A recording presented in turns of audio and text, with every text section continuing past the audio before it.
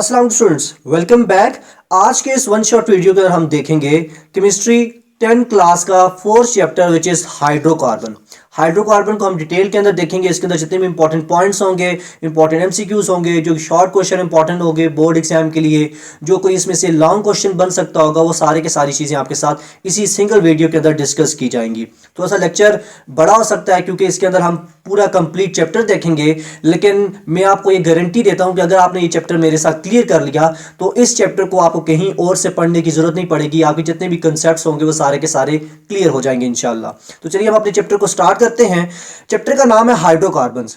अब हाइड्रोकार्बन्स के बारे में मैंने आपको प्रीवियस चैप्टर के अंदर भी बताया था। ये ऐसे कंपाउंड्स होते हैं, ऐसे ऑर्गेनिक कंपाउंड्स होते हैं जिनके अंदर हाइड्रोजन और कार्बन प्रेजेंट होता है। ठीक है, इनके बारे में हम ये कहते हैं कि these are the simplest organic compound. ये सिंपलेस्ट ऑर्गेनिक कंपाउंड्स होते हैं और ये किस किस से मिलकर बनते हैं? ये हाइड्रोजन और कार्बन से मिलकर बनते हैं। ठीक है, ये बात आपने ध्यान में रखनी है। यानी इनके जितने भी कंपाउंड्स होते हैं हाइड्रोकार्बन्स के, वो उनके अंदर तमाम के अंदर क्या चीज प्रेजेंट होती है? कार्बन प्रेजेंट होते हैं और हाइड्रोजन प्रेजेंट होते हैं। और कुछ इनके डेरिवेटिव्स भी होते हैं जिनके अंदर कार्बन हाइड्रोजन के अलावा भी कोई एलिमेंट आ जाता है, जैसे ऑक्सीजन आ जाता है, जैसे सल्फर आ जाता है, नाइट्रोजन आ जाता है। उनको हम फिर देन क्या कहते हैं? हाइड्रोकार्बन्स के डेरिवेटिव्स कहते हैं। ठीक है, देन इसकी यूजेस की बात करें तो हाइड्रोकार्बन्स को हम एज अ फ्यूल भी यूज करते हैं। पेट्रोलियम जो हमने पिछली चैप्टर के अंदर क्लास पढ़ी थी फॉसिल फ्यूल्स की, ये भी सारे हाइड्रोकार्बन्स होते हैं। और इसी पेट्रोलियम की जब फ्रिक्शनल डिस्टिलेशन की जाती है तो नंबर ऑफ जो ऑर्गेनिक कंपाउंड्स हैं उनको ऑब्टेन किया जाता है, जैसे गैसोलीन, डीजल, इस तरह से पेट्रोल। ये सारी चीज़ें इसी पेट्रोलियम की फ्रिक्शनल डिस्टिलेशन से आती हैं। देन गैसोलीन जो मैंने अभी बात की, ये पेट्रोलियम से हमें मिलता है, ये भी हाइड्रोकार्बन्स होते हैं। नेचुरल गैस के तौर पर जो है हम यूज़ करते हैं हाइड्रोकार्बन्स को अपनी होम्स के अंदर, इंडस्ट्रीज के अंदर। ठीक है, तो ये सारे के सारे जितने भी हैं ये सारे के सारे क्या हैं? हाइड्रोकार्बन्स हैं और इनको हम यूज करते हैं अपनी डेली लाइफ के अंदर, इंडस्ट्रीज वगैरह के अंदर। देन उसके बाद बात करें तो जो हाइड्रोकार्बन्स होते हैं ये नॉन पोलर होते हैं। अब नॉन पोलर क्यों होते हैं? आप जानते हैं इनके अंदर कार्बन और हाइड्रोजन ही क्या होता है? प्रेजेंट होता है। और इस कार्बन और हाइड्रोजन की जो इलेक्ट्रोनेगेटिविटी होती है, जिसको हम En से डिनोट करते हैं, इस En का जो डिफरेंस होता है वो बहुत ज्यादा कम होता है। मींस फॉर एग्जांपल अगर हम कहें जो कार्बन की अगर इलेक्ट्रोनेगेटिविटी 1.1 है तो हाइड्रोजन की 1.2 होती है, सॉरी 1. कितनी होगी? 1.0 होगी, क्योंकि कार्बन की जो इलेक्ट्रोनेगेटिविटी होती है वो थोड़ी सी ज्यादा होती है किसकी इलेक्ट्रोनेगेटिविटी से? हाइड्रोजन की इलेक्ट्रोनेगेटिविटी से। अब ये डिफरेंस बहुत ज्यादा कम होता है, जिसकी वजह से जो हमारे पास हाइड्रोकार्बन्स होते हैं या इनके जो कंपाउंड्स होते हैं वो नॉन पोलर होते हैं। आप लोग जानते हो जब इलेक्ट्रोनेगेटिविटी डिफरेंस दो एटम्स के दरमियान, बॉन्डेड एटम्स के दरमियान बढ़ता है तो वो बॉन्ड कैसा होने लग जाता है? वो पोलर होने लग जाता है और उस कंपाउंड को हम पोलर कंपाउंड कहते हैं। जैसे एग्जांपल हम वाटर की लें, सो वाटर की एग्जांपल के अंदर आप क्या कहते हो कि ऑक्सीजन जो होता है वो ज्यादा इलेक्ट्रोनेगेटिव एलिमेंट होता है, उसके ऊपर पार्शियल नेगेटिव चार्ज आता है, और इन हाइड्रोजन के ऊपर पार्शियल पॉजिटिव चार्ज आता है। वो इस वजह से आता है कि इसकी इलेक्ट्रोनेगेटिविटी और इन कार्बन्स की इलेक्ट्रोनेगेटिविटी के दरमियान जो डिफरेंस होता है वो बहुत ज्यादा होता है। और उस इलेक्ट्रोनेगेटिविटी डिफरेंस के ज्यादा होने की वजह से क्या होता है कि हमारे पास जो ये वाटर का मॉलिक्यूल होता है ये पोलर होता है। ठीक है, सो पहली बात तो आपने ये ध्यान में रखनी है कि जो हाइड्रोकार्बन्स होते हैं वो नॉन पोलर होते हैं। और नॉन पोलर होने की वजह क्या है कि इनके जो एटम्स होते हैं कार्बन और हाइड्रोजन, इनके दरमियान जो इलेक्ट्रोनेगेटिविटी डिफरेंस होता है वो बहुत ज्यादा कम होता है। अब नॉन पोलर होते हैं और इनके दरमियान जो बॉन्ड होता है वो कोवलेंट बॉन्ड होता है। और कोवलेंट बॉन्ड के बारे में मैं आपको बता दूं, it is the bond which is formed by the mutual sharing of electrons between the two bonded atom। जैसे एक यहाँ पर एटम जो है वो कार्बन है और दूसरा एटम कौन सा है? हाइड्रोजन है। अब इन दोनों के दरमियान बॉन्ड कैसे बनेगा? कार्बन अपना एक इलेक्ट्रॉन यहाँ पर शेयर करेगा और हाइड्रोजन एक अपना इलेक्ट्रॉन शेयर करेगा। अब इन दोनों इलेक्ट्रॉन्स पर इन दोनों बॉन्डेड एटम्स की म्यूचुअल शेयरिंग होगी, म्यूचुअली एक दूसरे को इन इलेक्ट्रॉन्स को अट्रैक्ट करेंगे और इनसे बनने वाला जो बॉन्ड होगा उसको हम क्या कहेंगे? कोवलेंट बॉन्ड कहेंगे। ठीक है, तो इस वजह से इन कंपाउंड्स को हम क्या कहते हैं? कोवलेंटली बॉन्डेड कंपाउंड्स कहते हैं। तो ये सिंपल चीजें आपने यहां पर समझनी है। देन साइंटिस्ट ने क्या किया कि हाइड्रोकार्बन्स को दो कैटेगरीज के अंदर डिवाइड किया है। एक को हम बोलते हैं सैचुरेटेड हाइड्रोकार्बन्स और दूसरे को हम बोलते हैं अनसैचुरेटेड। सैचुरेटेड हाइड्रोकार्बन्स के अंदर एग्जांपल आती है अल्केन्स की और अनसैचुरेटेड हाइड्रोकार्बन्स के अंदर एग्जांपल आती है अल्कीन और अल्काइंस की। अब सैचुरेटेड से मुराद ये है कि ऐसे हाइड्रोकार्बन जिनमें कार्बन टू कार्बन जो है वो सिंगल बॉन्ड से प्रेजेंट हो, उनको हम बोलते हैं सैचुरेटेड हाइड्रोकार्बन्स। और ऐसे हाइड्रोकार्बन्स जिनके दरमियान carbon to carbon double bond हो या carbon to carbon triple bond हो, तो ऐसों को हम क्या बोलते हैं, अनसैचुरेटेड हाइड्रोकार्बन्स बोलते हैं। और यहां पर ये जो अल्केन, अल्कीन और अल्काइंस मैंने लिखे हैं, इन तीनों को इसी चैप्टर के अंदर हम डिटेल के अंदर डिस्कस करेंगे। इनके स्ट्रक्चर के बारे में देखेंगे, इनकी प्रिपरेशन के बारे में देखेंगे, इनके रिएक्शंस के बारे में भी देखेंगे। सो ये पूरा कंप्लीट चैप्टर जो है वो इन्हीं के ऊपर बेस करता है। सो ये जब आपको आएंगे तो ऑर्गेनिक केमिस्ट्री की जो आपकी बेस है वो कवर होगी और आप जो है आपके जो बेसिक कंसेप्ट्स होंगे वो भी क्लियर हो जाएंगे। नेक्स्ट चीज हम देखते हैं अल्केन्स के बारे में। अब जो हमने अल्केन्स की सबसे पहले बात रखी है वो ये की है कि ये एग्जांपल आती है किसकी, किस हाइड्रोकार्बन की क्लास के अंदर आते हैं, तो उनको हम क्या बोलते हैं, सैचुरेटेड हाइड्रोकार्बन्स। अब इनको हम सैचुरेटेड हाइड्रोकार्बन्स क्यों कहते हैं, क्योंकि इनके अंदर ओनली सिंगल बॉन्ड्स प्रेजेंट होते हैं और बॉन्ड किसके दरमियान प्रेजेंट होते हैं, carbon to carbon. Carbon to carbon आप जितने भी कंपाउंड्स देखेंगे अल्केन के, उनके दरमियान क्या होगा, सिंगल बॉन्ड प्रेजेंट होगा। ऐसे कंपाउंड्स को हम बोलते हैं सैचुरेटेड हाइड्रोकार्बन्स। देन ऐसे अल्केन्स जो कि रिंग कंटेन नहीं करते, उनका जनरल फार्मूला होता है CnH2n+2। इसमें जहां पर जो n है वो नंबर ऑफ कार्बन एटम्स को शो कर रहा है। किसको शो कर रहा है, नंबर ऑफ कार्बन एटम्स को शो कर रहा है। अब आगे जब मैं आपको इसकी एग्जांपल्स बताऊंगा, स्ट्रक्चर के ऊपर जाएंगे सॉरी, तो उसके अंदर मैं आपको बताऊंगा कि ये फार्मूला कैसे वहां पर एग्जिस्ट करता है, कैसे इसको फॉलो किया जाता है। देन अल्केन्स, वो अल्केन जो कि in the shape of ring structure के प्रेजेंट होते हैं, उनको हम क्या कहते हैं, साइक्लो अल्केन कहते हैं। अब साइक्लो अल्केन के अंदर अगर आप देखें तो दो लफ्ज आते हैं, एक साइक्लो आता है और एक अल्केन आता है, ठीक है ना। अगर हम साइक्लो लफ्ज को देखें तो साइक्लो होता है साइकिल से, लफ्ज किससे निकला है, साइकिल या रिंग हम कह सकते हैं। और अल्केन सिंपली अल्केन से ही मुराद अल्केन ही है जिनके अंदर carbon to carbon single bond होगा। तो जब भी अल्केन्स को हम साइकिल की फॉर्म के अंदर लिखते हैं, रिंग की फॉर्म के अंदर लिखते हैं, उनको फिर हम क्या नाम देते हैं, साइक्लो अल्केन का नाम देते हैं। और इनका जो जर्नल स्ट्रक्चर होता है वो ये होता है CnH2n होता है। देख लें यहाँ पर आप, अब कैसे है देखें, मैं यहाँ पर दो चीज़ें लिखता हूँ, इसको एक्सप्लेन करने के लिए यहाँ पर मैं लिखता हूँ, यहाँ पर सबसे पहले मैं लिखता हूँ प्रोपेन। क्या लिखता हूँ, प्रोपेन लिखता हूँ। ये अल्केन की एग्जांपल में आता है। प्रोप बोलते हैं 3 कार्बन वाले को, ठीक है। इसमें 3 कार्बन में बनाऊंगा ऐसे 2 3 कार्बन, ठीक है। और इसके साथ हाइड्रोजन ऐसे बॉन्डेड होंगे सिंगल बॉन्ड से। ये हमारे पास है प्रोपेन। और इसका फार्मूला क्या होगा, कार्बन कितने 3 हैं, हाइड्रोजन कितने हो जाएंगे, इस फार्मूले को आप अगर यूज़ करें तो 2n है, तो 2 × 3 हो जाएगा +2 हो जाएगा। अभी कितने इसका फार्मूला आ जाएगा, मॉलिक्यूलर फार्मूला C3H8। तो ये हमारे पास क्या है, प्रोपेन है। अब इसी तरह से हम साइक्लो अल्केन इसका बनाते हैं। तो साइक्लो अल्केन हम कैसे बनाएंगे, इन्हीं 3 कार्बन्स को हम रिंग फॉर्म के अंदर साइकिल के अंदर लिख देंगे। देखिए यहाँ पर मैं एक ये कार्बन लिखता हूँ, दूसरा यहाँ पर मैं अटैच करता हूँ, तीसरा यहाँ पर कार्बन अटैच करता हूँ, इन तीनों को आपस में क्या कर देता हूँ, लिंक कर देता हूँ थ्रू अ सिंगल बॉन्ड। तो ये हमारे पास क्या बन गया है, साइक्लो अल्केन। और इसके साथ हम क्या डालेंगे, 2 हाइड्रोजन भी लिखते जाएंगे, ठीक है। सो ये हमारे पास क्या बन गया है, दिस इज साइक्लो। अब ये कौन सा अल्केन है, प्रोपेन है, तो इसको हम लिख देंगे साइक्लोप्रोपेन। अब इसका फार्मूला भी आप देख सकते हैं, मॉलिक्यूलर फार्मूला वो आप इस फार्मूले से निकालेंगे, इसकी जनरल फार्मूला से। C कितने हैं, 3 हैं, और H कितने हो जाएंगे, 2 × 3 6 हो जाएंगे। सो C3H6 is the formula of molecular formula of cyclopropane. अब इसमें एक डिफरेंस आपको नजर आ रहा होगा अल्केन्स और साइक्लो अल्केन के अंदर। वो ये डिफरेंस है कि अल्केन के अंदर जो हाइड्रोजन होते हैं वो 2 हाइड्रोजन ज्यादा होते हैं, या हम ऐसे कह सकते हैं कि जो साइक्लो अल्केन्स होते हैं उनके अंदर 2 हाइड्रोजन लेस होते हैं, कम होते हैं। वो इस वजह से कम होते हैं क्योंकि ये आपस में रिंग स्ट्रक्चर बनाते हैं, तो बॉन्ड जो होते हैं वो पूरे हो जाते हैं कार्बन के, जो कि टेट्रावैलेंसी रखता है, 4 बॉन्ड बनाने की कैपेबिलिटी रखता है। तो इस वजह से 2 हाइड्रोजन जो होते हैं वो साइक्लो अल्केन्स के अंदर कम होते हैं एज कम्पेयर टू अल्केन्स, ठीक है। ये बात आपने ध्यान में रखनी है। अब नीचे नेक्स्ट पॉइंट ये लिखा हुआ है कि अल्केन्स एंड साइक्लो अल्केन्स जो हैं, ये इनके दरमियान जो बॉन्ड्स होते हैं कार्बन के 4 बॉन्ड, वो चारों के चारों बॉन्ड होते हैं वो सिंगल होते हैं और वो कोवलेंट बॉन्ड्स होते हैं। इसी वजह से साइक्लो अल्केन्स और अल्केन्स को हम सैचुरेटेड हाइड्रोकार्बन्स कहते हैं। अल्केन्स लेस रिएक्टिव होते हैं। अब लेस रिएक्टिविटी क्यों होती है इनकी? क्योंकि ये सैचुरेटेड हाइड्रोकार्बन्स होते हैं, इनके दरमियान सिंगल सिंगल बॉन्ड प्रेजेंट होता है, लिहाजा इस वजह से इनके अंदर एडिशन या एलिमिनेशन रिएक्शंस जो होते हैं वो डिफिकल्ट होते हैं। इस वजह से हम अल्केन्स को कहते हैं पैराफिन्स। पैराफिन से मुराद क्या है? पैराफिन लफ्ज जो है वो दो वर्ड से मिलकर बना है। कितने वर्ड से मिलकर बना है? दो वर्ड से मिलकर बना है। एक को हम कहते हैं पैरा विच मीन्स लिटिल, और फिन्स बोलते हैं एफिनिटी को, मीन्स ये लिटिल एफिनिटी रखते हैं, लिटिल जो है रिएक्टिविटी रखते हैं टुवर्ड्स अदर सब्सटीट्यूएंट्स या अदर रिएक्टेंट्स के। ठीक है, तो ये बात आपने इनका नाम अच्छे तरीके से ध्यान में रखना है। ये एज अ एमसीक्यूज जो है वो बोर्ड एग्जाम के अंदर पूछा जा सकता है। देन उसके बाद अल्केन्स जो सीरीज ऑफ कंपाउंड्स बनाते हैं अपने, उनको हम क्या बोलते हैं? होमोलोगस सीरीज बोलते हैं।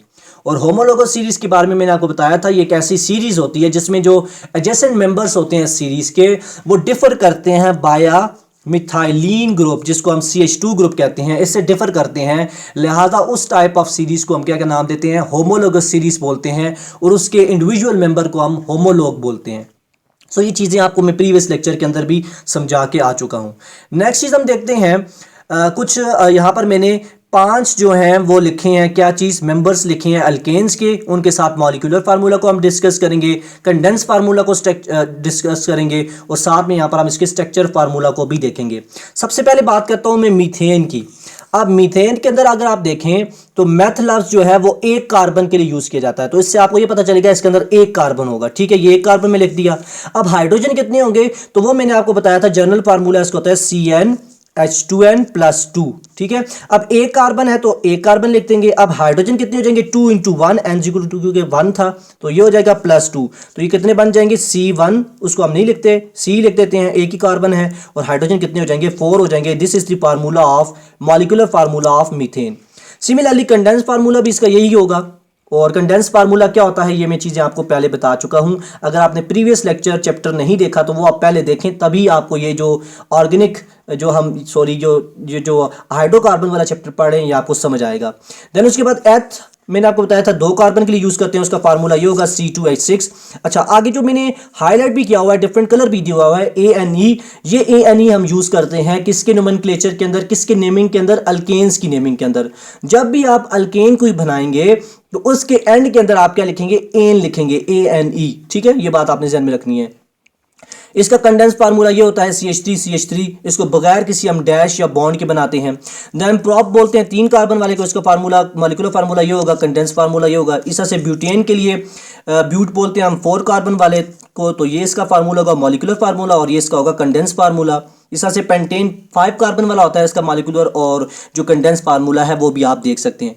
ये इसीलिए मैं तेज़ी से आपको चीज़ें बता रहा हूँ क्योंकि ये सिंपल चीज़ें हैं। एक मैंने मीथेन की एग्जांपल आपको समझाई है, वही चीज़ें आके जो है वो दूसरे मॉलिक्यूलर फार्मूला भी आप जो हैं वो इथेन, प्रोपेन, ब्यूटेन, पेंटेन या इससे आगे वाले मेंबर्स भी आए तो उनके निकाल सकते हैं। और कंडेंस फार्मूला आपको पता है कि बगैर हम किसी डैश या बॉन्ड के जब लिखते हैं तो वो हमारे पास कंडेंस फार्मूला बनता है। अब यहाँ पर देखिए मैंने इसका स्ट्रक्चरल फार्मूला जो है इन 5 जो हमारे पास अल्केन्स हैं इनके ड्रॉ किए हैं। सबसे पहले जो आपको स्ट्रक्चरल फार्मूला नज़र आ रहा है, मिड के अंदर हाइड्रोजन कार्बन है और साथ इसने 4 बॉन्ड किसके बनाए हुए हैं? हाइड्रोजन के साथ बनाए हुए हैं। इस टाइप ऑफ अल्केन को हम क्या बोलते हैं? मीथेन बोलते हैं। क्यों मीथेन बोलते हैं? क्योंकि इसके अंदर एक कार्बन है और 4 क्या है? हाइड्रोजन है। दूसरे नंबर पर अगर आप देखें तो 2 कार्बन है जो कि सिंगल बॉन्ड से एक दूसरे के साथ कनेक्ट हैं, और साथ में इन्होंने किसके साथ बॉन्ड बनाए हुए हैं? हाइड्रोजन के साथ बनाए हुए हैं। इसको हम क्या बोलते हैं? ईथेन बोलते हैं। ठीक है, यहां पर देखिए ये 3 कार्बन है और इन्होंने आगे फर्दर किसके साथ रिएक्शन किए हुए हैं? हाइड्रोजन के साथ रिएक्शन किए हुए हैं। लिहाजा ये जो हमारे पास अब बनेगा अल्केन, इसको हम बोलेंगे प्रोपेन। साथ में आपने हाइड्रोजन लिख लेने हैं। और ये देखें यहाँ पर 1 कार्बन, 2 कार्बन, 3 कार्बन, 4 कार्बन वाला है, और इसने साथ में ये जो मैंने बॉन्ड शो किए हैं इनके साथ आपने हाइड्रोजन लिखने हैं, तो ये हमारे पास क्या बन जाएगा? ब्यूटेन बन जाएगा। सिमिलरली यहाँ पर देखिए अगर आप तो 1 कार्बन, 2, 3, 4, 5 कार्बन है, 5 कार्बन वाला क्या कहलाता है? पेंटेन कहलाता है। ठीक है, अगर इस तरह से 6 कार्बन होंगे तो उसको हम बोलेंगे हेप्टेन, हेप्टेन नहीं, हेक्सेन बोलेंगे। इसी तरह से अगर 7 कार्बन होंगे तो उसको हम बोलेंगे हेप्टेन, 8 कार्बन होंगे तो उसको बोलेंगे हम ऑक्टेन, 9 कार्बन होंगे तो उसको हम बोलेंगे नोनेन, और 10 कार्बन होंगे तो उसको हम क्या बोलेंगे? डीकेन बोलेंगे। ठीक है, तो इस तरह से आप जो है अल्केन का जो नेम है वो लिख सकते हैं। नेक्स्ट चीज़ हम देखते हैं। अच्छा, एक चीज़ और मैं यहाँ पर बता दूँ, आपकी बुक के अंदर मेंशन भी है dot and cross structure of alkenes. अब dot and cross structure of alkenes आप कैसे बनाएंगे, सिंपली मैं आपको एक एग्जांपल लेके जो है वो बता देता हूँ। जैसे हम ईथेन की एग्जांपल ले देते हैं, किसकी लेते हैं एग्जांपल, ईथेन की ले लेते हैं। यहाँ पर देखिए आप, मैं आपको यहाँ पर क्लियर कर देता हूँ, आप औरों की जो है वो निकाल सकेंगे। यहाँ पर हम थोड़ी सी जगह साफ कर लेते हैं। आप देखें, अब ईथेन का फॉर एग्जांपल हमने डॉट और क्रॉस क्या करना है, स्ट्रक्चर बनाना है। तो हम कैसे बनाएंगे, मैंने आपको प्रीवियस लेक्चर के अंदर भी बताया था, प्रीवियस वन शॉट वीडियो के अंदर भी। इसके अंदर सिंपली हमने ये करना होता है कि जहाँ पर बॉन्ड होता है उस बॉन्ड को हम रिप्लेस कर लेते हैं क्रॉस एंड डॉट से। और वो क्रॉस और डॉट क्या रिप्रेजेंट करते हैं, इलेक्ट्रॉन्स रिप्रेजेंट करते हैं जो कि बॉन्डिंग कर रहे होते हैं। फॉर एग्जाम्पल ईथेन के अंदर देखिए आप 2 कार्बन होते हैं, इनके दरमियान क्या होता है, एक सिंगल बॉन्ड होता है। अब इस सिंगल बॉन्ड के मुराद ये है कि इनके अंदर 2 इलेक्ट्रॉन्स जो हैं वो शेड हुए हुए हैं। तो उसको हम कैसे ड्रॉ करेंगे, डॉट एंड क्रॉस स्ट्रक्चर के मुताबिक एक को हम डॉट से शो करेंगे, एक इलेक्ट्रॉन को दूसरे को क्रॉस से शो करेंगे। इस तरह से ये हमारे पास हो जाएगा। अब इस तरह से ये कार्बन जो है 3 बॉन्ड, एक बॉन्ड तो इसने इस कार्बन के साथ बनाया हुआ है, 3 बॉन्ड इसने किसके साथ बनाए हुए हैं, हाइड्रोजन के साथ। तो वो भी हम शो करेंगे ऐसे डॉट एंड क्रॉस से, यहाँ पर ऐसे, फिर यहाँ पर देखें ऐसे कर देते हैं, और फिर यहाँ पर ऐसे। सो ये हमारे पास किसका स्ट्रक्चर बन रहा है, ये ईथेन का जो है वो स्ट्रक्चर बन रहा है। कौन सा वाला, डॉट एंड क्रॉस स्ट्रक्चर बन रहा है, ये देख सकते हैं आप। तो इस तरह से ये जो आप स्ट्रक्चर देख रहे हैं ये हमारे पास क्या है, this is the dot and cross structure of ethane. So simply आप इस तरह से, और जो अल्केन्स है जैसे प्रोपेन है, ब्यूटेन है, इसी तरह से पेंटेन और हेक्सेन्स हैं, इन सब के लिए ऐसे डॉट एंड क्रॉस स्ट्रक्चर जो है वो ड्रॉ कर सकते हैं। सिंपली आपने क्या करना है, बॉन्ड को रिप्लेस कर देना है डॉट एंड क्रॉस इलेक्ट्रॉन से शो करते हुए। तो इस तरह से आप ये बना सकते हैं। नेक्स्ट चीज़ हम देखते हैं nomenclature of organic compounds. Nomenclature जो है, जो नेमिंग है ऑर्गेनिक कंपाउंड्स की, ये बहुत ही ज़्यादा इंपॉर्टेंट है, क्योंकि ना सिर्फ आप ये 10th क्लास के अंदर पढ़ेंगे, बल्कि जब आप सेकेंड ईयर के अंदर जाकर केमिस्ट्री के अंदर ही नेमिंग पढ़ेंगे ऑर्गेनिक केमिस्ट्री की, तो आपको वहाँ पर जाकर फिर बहुत आसान हो जाएंगी चीज़ें, अगर आपकी बेस यहाँ पर जो है वो बहुत ज़्यादा स्ट्रांग हो गई। सो कोशिश करनी है बहुत अच्छे तरीके से इसको अटेंटिव होकर इस चीज़ को सीखना है, मेरे साथ सीखना है, रट्टा नहीं लगाना। यहाँ पर चीज़ें मैं आपको सिखाने की कोशिश करता हूँ, ना कि आपने ये करना है कि जो चीज़ मैं पढ़ाऊँ तो उसको बस रट्टा लगाने लग जाए। रट्टा आपने नहीं लगाना। अच्छा, अब नेमिंग के हवाले से, नोमेनक्लेचर के हवाले से बात करें तो बिफोर 1947 के जो कॉमन सिस्टम था उसको यूज़ किया जाता था, और किसी भी कंपाउंड को रिप्रेजेंट करने के लिए उसको नेम देने के लिए क्या किया जाता था, उसको कोई भी कॉमन नेम दे दिया जाता था। लेकिन फिर उसके बाद क्या हुआ कि एक आईयूपीएसी सिस्टम मुतारिफ करवाया गया केमिस्ट्री के अंदर, और आईयूपीएसी से मुराद क्या है, international union of pure and applied chemistry. ये एक हमारे पास क्या है, ये एक सिस्टम है जिससे हम नेम देते हैं किसी भी ऑर्गेनिक कंपाउंड को।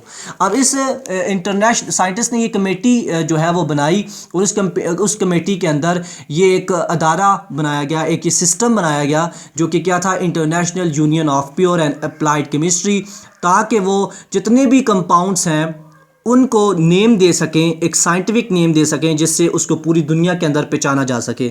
अब ये जो आईयूपीएसी सिस्टम है, ये क्या है, सिस्टमैटिक मेथड है जिसमें किसी भी ऑर्गेनिक कंपाउंड को क्या दिया जाता है, नेम दिया जाता है। ठीक है, ये बात मैंने यहाँ पर लिखी है। अब ये जो आईयूपीएसी सिस्टम है ये बेस करता है किस प्रिंसिपल के ऊपर, इसका प्रिंसिपल ये है कि each different compound should have a different name. जो भी डिफरेंट कंपाउंड्स हैं उनका डिफरेंट नेम होना चाहिए, ताकि जो कन्फ्यूजन है वो ख़त्म होनी चाहिए। अब इसके कुछ रूल्स हैं। सबसे पहले, क्योंकि हम अल्केन की स्टडी कर रहे हैं, तो लिहाजा अल्केन के हवाले से हम इस आईयूपीएसी सिस्टम के नेम्स देखेंगे।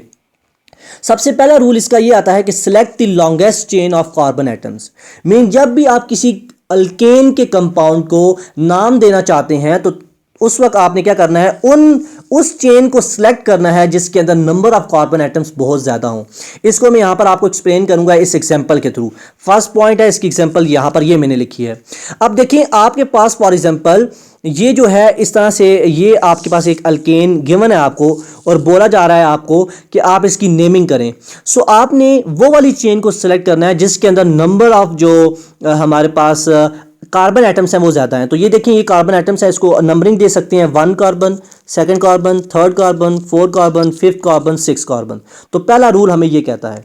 दूसरे रूल के ऊपर जाएं तो दूसरा रूल क्या कहता है कि number of carbon atoms from, number हमने कार्बन एटम को उस एंड से देना है जिस एंड से करीब क्या चीज़ हो, सब्सटीट्यूएंट्स अटैच हों, जो सब्सटीट्यूएंट्स को जिस एंड से लोएस्ट नंबर मिल रहा हो। इसको एग्जांपल 2 से आपने समझना है। देखें यहाँ पर, अब यहाँ पर देखें अगर आप, तो ये हमारे पास एक लॉन्गेस्ट चेन है, ठीक है, ये हमने सिलेक्ट कर दी लॉन्गेस्ट चेन।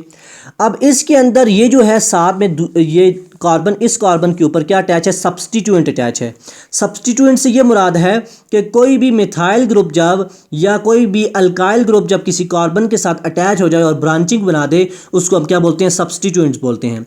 अब यहाँ पर जब आपको ऐसा अल्केन गिवन होगा तो तब आप नंबरिंग किस एंड से करोगे, तो वो आपने देखना होगा सब्सटीट्यूएंट की पोजीशन को। अब फॉर एग्जांपल इसके अंदर मैं दो तरीके से इसकी नंबरिंग दे सकता हूँ। किस तरह से दे सकता हूँ, ये देखें यहाँ पर देखें, अगर मैं सब यहाँ पर ऐसे करूँ कि इस कार्बन से नंबरिंग देना चाहूँ तो फिर कैसे आएगी नंबरिंग, 2 3 4 5 6 कार्बन, इस तरह से ये 7 कार्बन। अब अगर हम इस तरफ से नंबरिंग करें तो आप देख रहे हैं सब्सटीट्यूएंट को कौन सा कार्बन के साथ अटैच किया हमने, 6 कार्बन से, जबकि रूल ये कहता है कि सब्सटीट्यूएंट उस कार्बन के साथ अटैच हो कि जिसको नंबर जो है वो लोएस्ट दिया जाए। तो उसके लिए फिर हम क्या करते हैं, उसके लिए फिर हम ये कर सकते हैं कि अगर हम इसकी नंबरिंग इस साइड से स्टार्ट करें, इस कार्बन से, इस एंड से, तो फिर इसकी नंबरिंग क्या बनेगी, 1 2 3 4 5 6 एंड 7। अब अगर आप देखें तो इस सब्सटीट्यूएंट की पोजीशन कहाँ पर है, इस लोएस्ट कार्बन पर मौजूद है। मींस फर्स्ट ये है और सेकंड इसको नंबरिंग दे रही हैं। अब क्योंकि सब्सटीट्यूएंट्स को लोएस्ट नंबर हमने दे दिया है, अलॉट कर दिया है, लिहाजा ये वाली जो अब नंबरिंग होगी वो करेक्ट तस्वर की जाएगी। ठीक है, सो इस तरह से आपने ये चीज ध्यान में रखनी है। नेक्स्ट थर्ड पॉइंट क्या कहता है, the parent name of the alkane is derive from the common system. अब जो कॉमन नेम होगा किसी भी अल्केन का, वो जो पेरेंट नेम होगा वो उसके कॉमन सिस्टम से ही निकाला जाएगा। जैसे हम अल्केन्स के मेंबर्स की बात करें तो एक कार्बन वाले को हम मेथ बोलते हैं, ठीक है, इस तरह से 2 कार्बन वाले को हम एथ बोलते हैं, 3 कार्बन वाले को हम प्रोप बोलते हैं, इस तरह से 4 कार्बन वाले को ब्यूट बोलते हैं। और अगर अल्केन्स होंगे तो ए एन ई साथ लगा देते हैं तो ये बन जाता है methane, ethane, propane and butane. अब ये आप जो देख रहे हैं पेरेंट नेम जो कि नंबर ऑफ कार्बन चेन को शो कर रहा है, इसके अंदर जो है वो कॉमन नेम कौन से हैं, मेथ है, एथ है, प्रोप है और ब्यूट है। और ये किससे डिराइव किए गए हैं, ये कॉमन सिस्टम से ही डिराइव किए गए हैं। तो ये एग्जांपल आपने यहाँ पर समझनी है।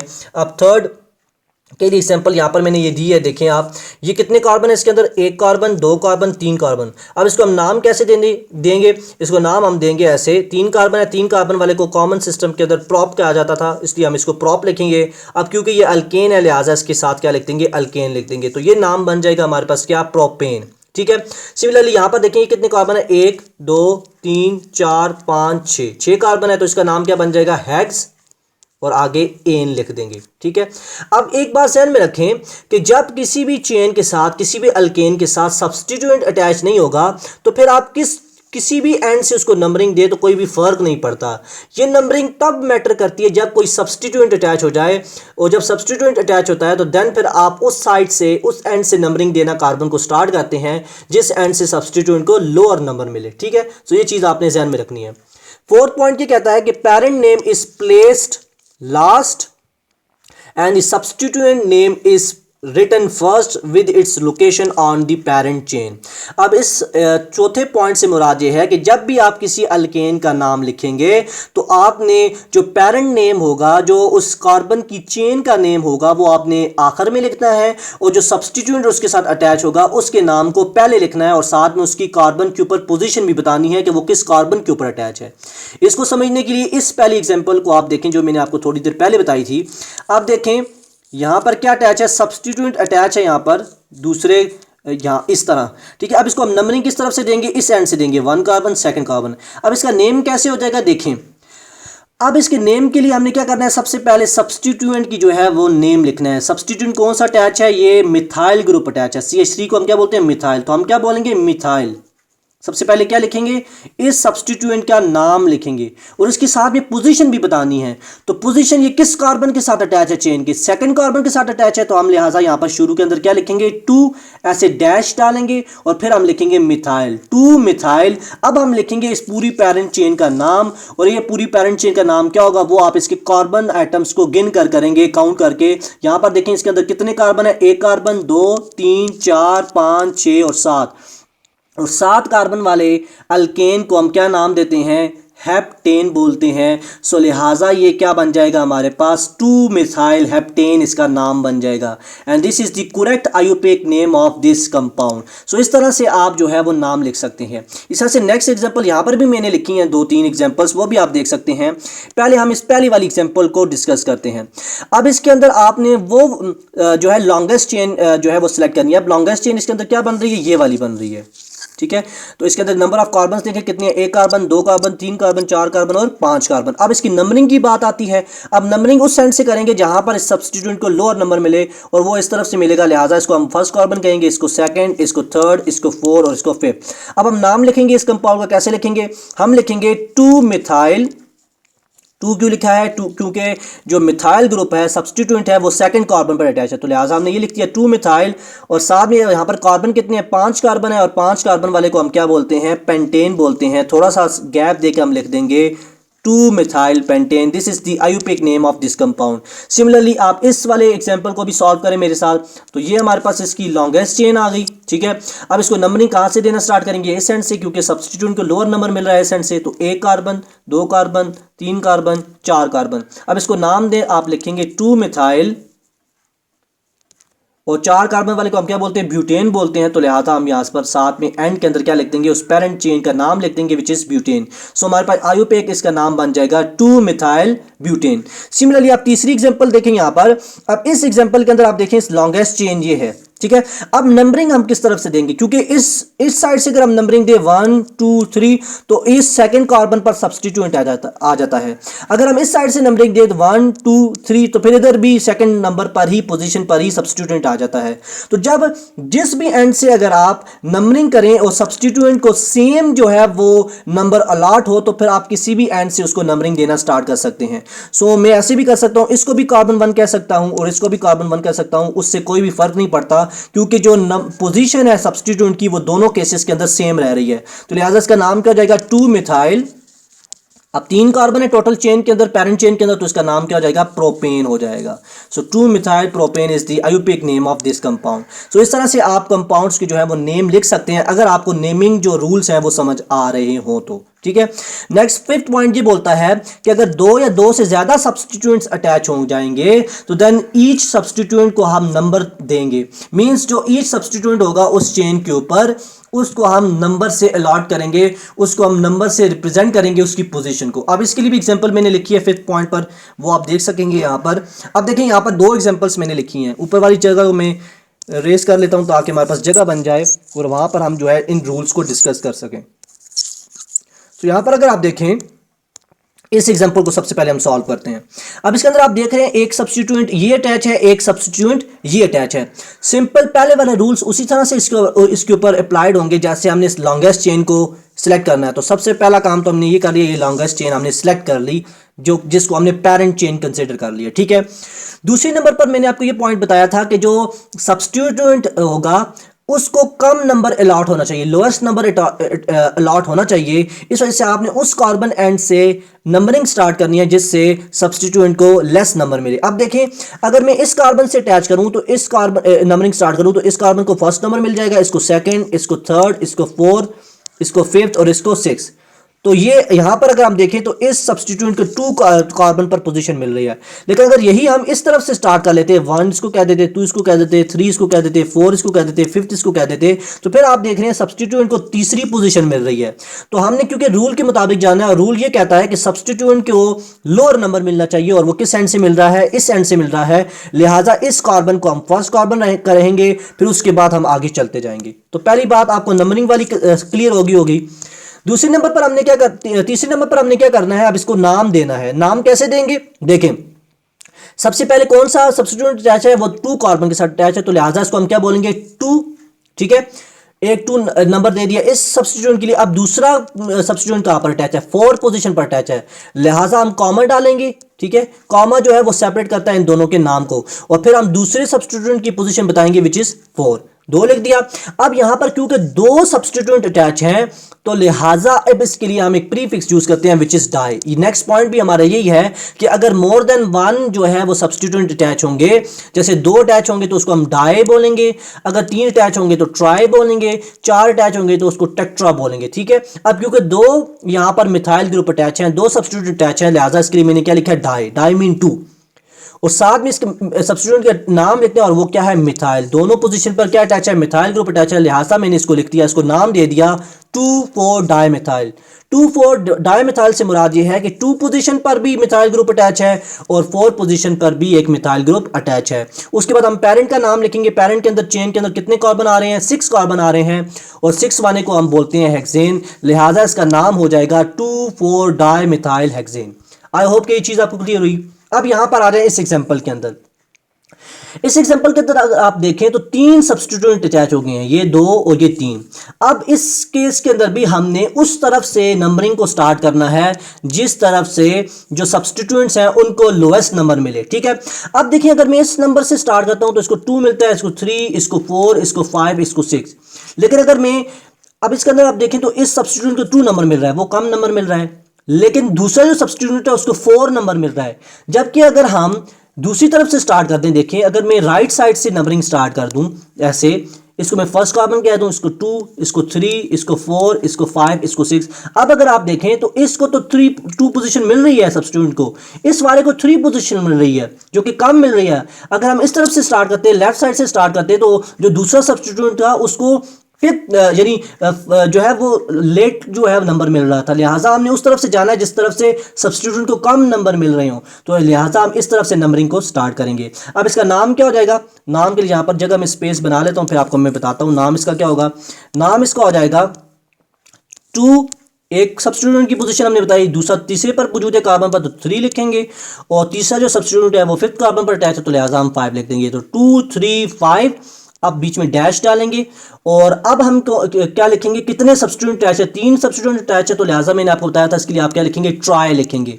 और कौन से सब्स्टिट्यूएंट अटैच है, मिथाइल अटैच है ग्रुप, तो लिहाजा हम लिख देंगे ट्राई मिथाइल, और साथ में इस कार्बन चेन का हम जो नंबर ऑफ कार्बन है उसको लिख देंगे, कितने यहाँ पर कार्बन मौजूद हैं, 6 कार्बन मौजूद हैं, लिहाजा इसका नाम क्या बन जाएगा, हेक्सेन।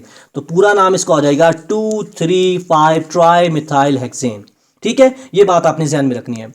देन उसके बाद नेक्स्ट जो हमारे पास रूल का पॉइंट आता है वो ये आता है कि when 2 branches are present on the same carbon use the number from that carbon, use the number of that carbon twice. अब इससे मुराद क्या, 6 पॉइंट से देखें, यहाँ एग्जाम्पल के थ्रू मैं आपको समझाऊंगा, जो भी चीज़ मैं समझाऊंगा वो कोशिश करूंगा आपको एग्जाम्पल के थ्रू समझाऊं ताकि चीज़ें आपको जो है वो प्रैक्टिकली समझ आएँ कि रूल्स असल में क्या रहे क्या हैं, क्योंकि ऐसे कंपाउंड्स आपको दिए जाएंगे एग्जाम के अंदर, फिर आपको नाम लिखने में मुश्किल ना हो, इस वजह से मैं सारी चीज़ें आपको एग्जाम्पल के थ्रू डिस्कस करा रहा हूँ। तो छठा पॉइंट ये कहता है कि अगर नंबर ऑफ जो सब्स्टिट्यूएंट्स हैं वो एक से ज़्यादा हैं और वो सेम कार्बन के ऊपर अटैच हो जाएं, देन फिर उस कार्बन को जो आप नंबर दोगे, उनके सब्स्टिट्यूएंट्स को जो नंबर दोगे उसको ट्वाइस 2 बार लिखोगे। अब इससे मुराद क्या देखें, अब मैं इसका जैसे नंबर लिखता हूँ, पहले सबसे पहले तो हमने ये किया कि ये लॉन्गेस्ट चेन सेलेक्ट कर दी। अब उस तरफ से नंबर हमने देना स्टार्ट करना है जिससे सब्स्टिट्यूएंट्स को लोएस्ट नंबर मिले, तो हम इस एंड से स्टार्ट करेंगे, 1 कार्बन, 2 कार्बन, 3 कार्बन, 4 कार्बन। अब अगर आप देखें तो सेकंड कार्बन के ऊपर 2 सब्स्टिट्यूएंट अटैच है, एक ये मिथाइल ग्रुप और एक नीचे मिथाइल ग्रुप।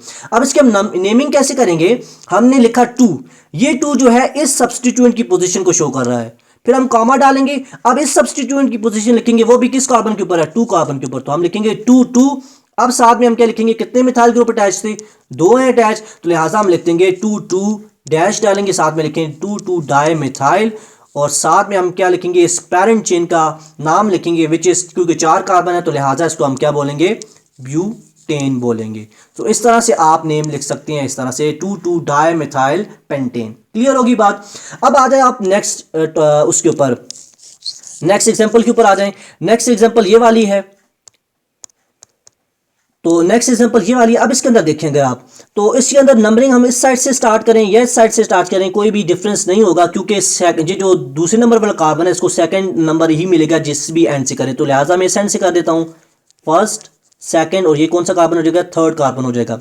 अब इसकी नंबरिंग हम स्टार्ट करें तो कैसे लिखेंगे, 2 एक मिथाइल के लिए, एक सब्स्टिट्यूएंट के लिए, दूसरा हम 2 लिखेंगे इस मिथाइल के लिए, तो 2, 2 बीच में डैश डालेंगे। ये बात ध्यान में रखनी है आपने, जब भी आप नंबर को सेपरेट करेंगे किससे, अल्फाबेट से, तो आप बीच में क्या डालेंगे, डैश डालेंगे। और जब भी आप नंबर को आपस में सेपरेट करेंगे तो आपने कॉमा डालना है। तो यहां पर मैं क्योंकि आगे इसका नाम लिखूंगा, अल्फाबेट्स के अंदर है जो मिथाइल लिखूंगा, लिहाजा इसलिए मैं यहां पर क्या लिखा है, बीच में डॉट डाला है इसको सेपरेट करने के लिए। अब क्योंकि दो मिथाइल ग्रुप अटैच है तो यहां मैं यहां पर क्या लिखूंगा, डाई मिथाइल। डाई मिथाइल लिख लिया। अब इस चेन का नाम क्या हो जाएगा, प्रोपेन हो जाएगा, क्योंकि इसके अंदर कितने कार्बन है, 3 कार्बन मौजूद है। इस तरह से आप इस चेन के भी नाम लिख सकते हैं, वो भी मैं आपके सामने लिख देता हूं, आप खुद भी प्रैक्टिस कर सकते हैं। मैं आपको प्रैक्टिस क्वेश्चंस भी दूंगा ताकि आपका जो हाथ है वो इस चीज़ के ऊपर बैठ जाए। आप किसी भी कंपाउंड अगर आपको गिवन हो तो आप उसका इजीली जो है वो नाम लिख सकें। इसके अंदर आप देखें तो ये हमारे पास क्या है, लॉन्गेस्ट चेन है। अब नंबरिंग हम इस तरह से स्टार्ट करेंगे ताकि इन सब्स्टिट्यूएंट्स को लोएस्ट नंबर मिले। देखें, फर्स्ट कार्बन, ये second carbon, third carbon, fourth carbon, fifth carbon और सिक्स कार्बन।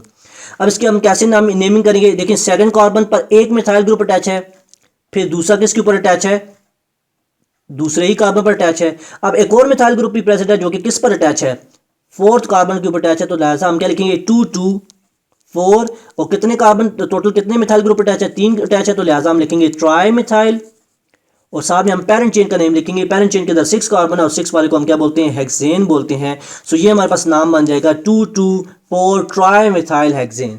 तो इस तरह से आप जो है किसी भी कंपाउंड की जो है वो नेमिंग कर सकते हैं। नेक्स्ट 7 पॉइंट ये बोलता है कि if the same substituents occurs more than once then use the prefix di, tri and tetra.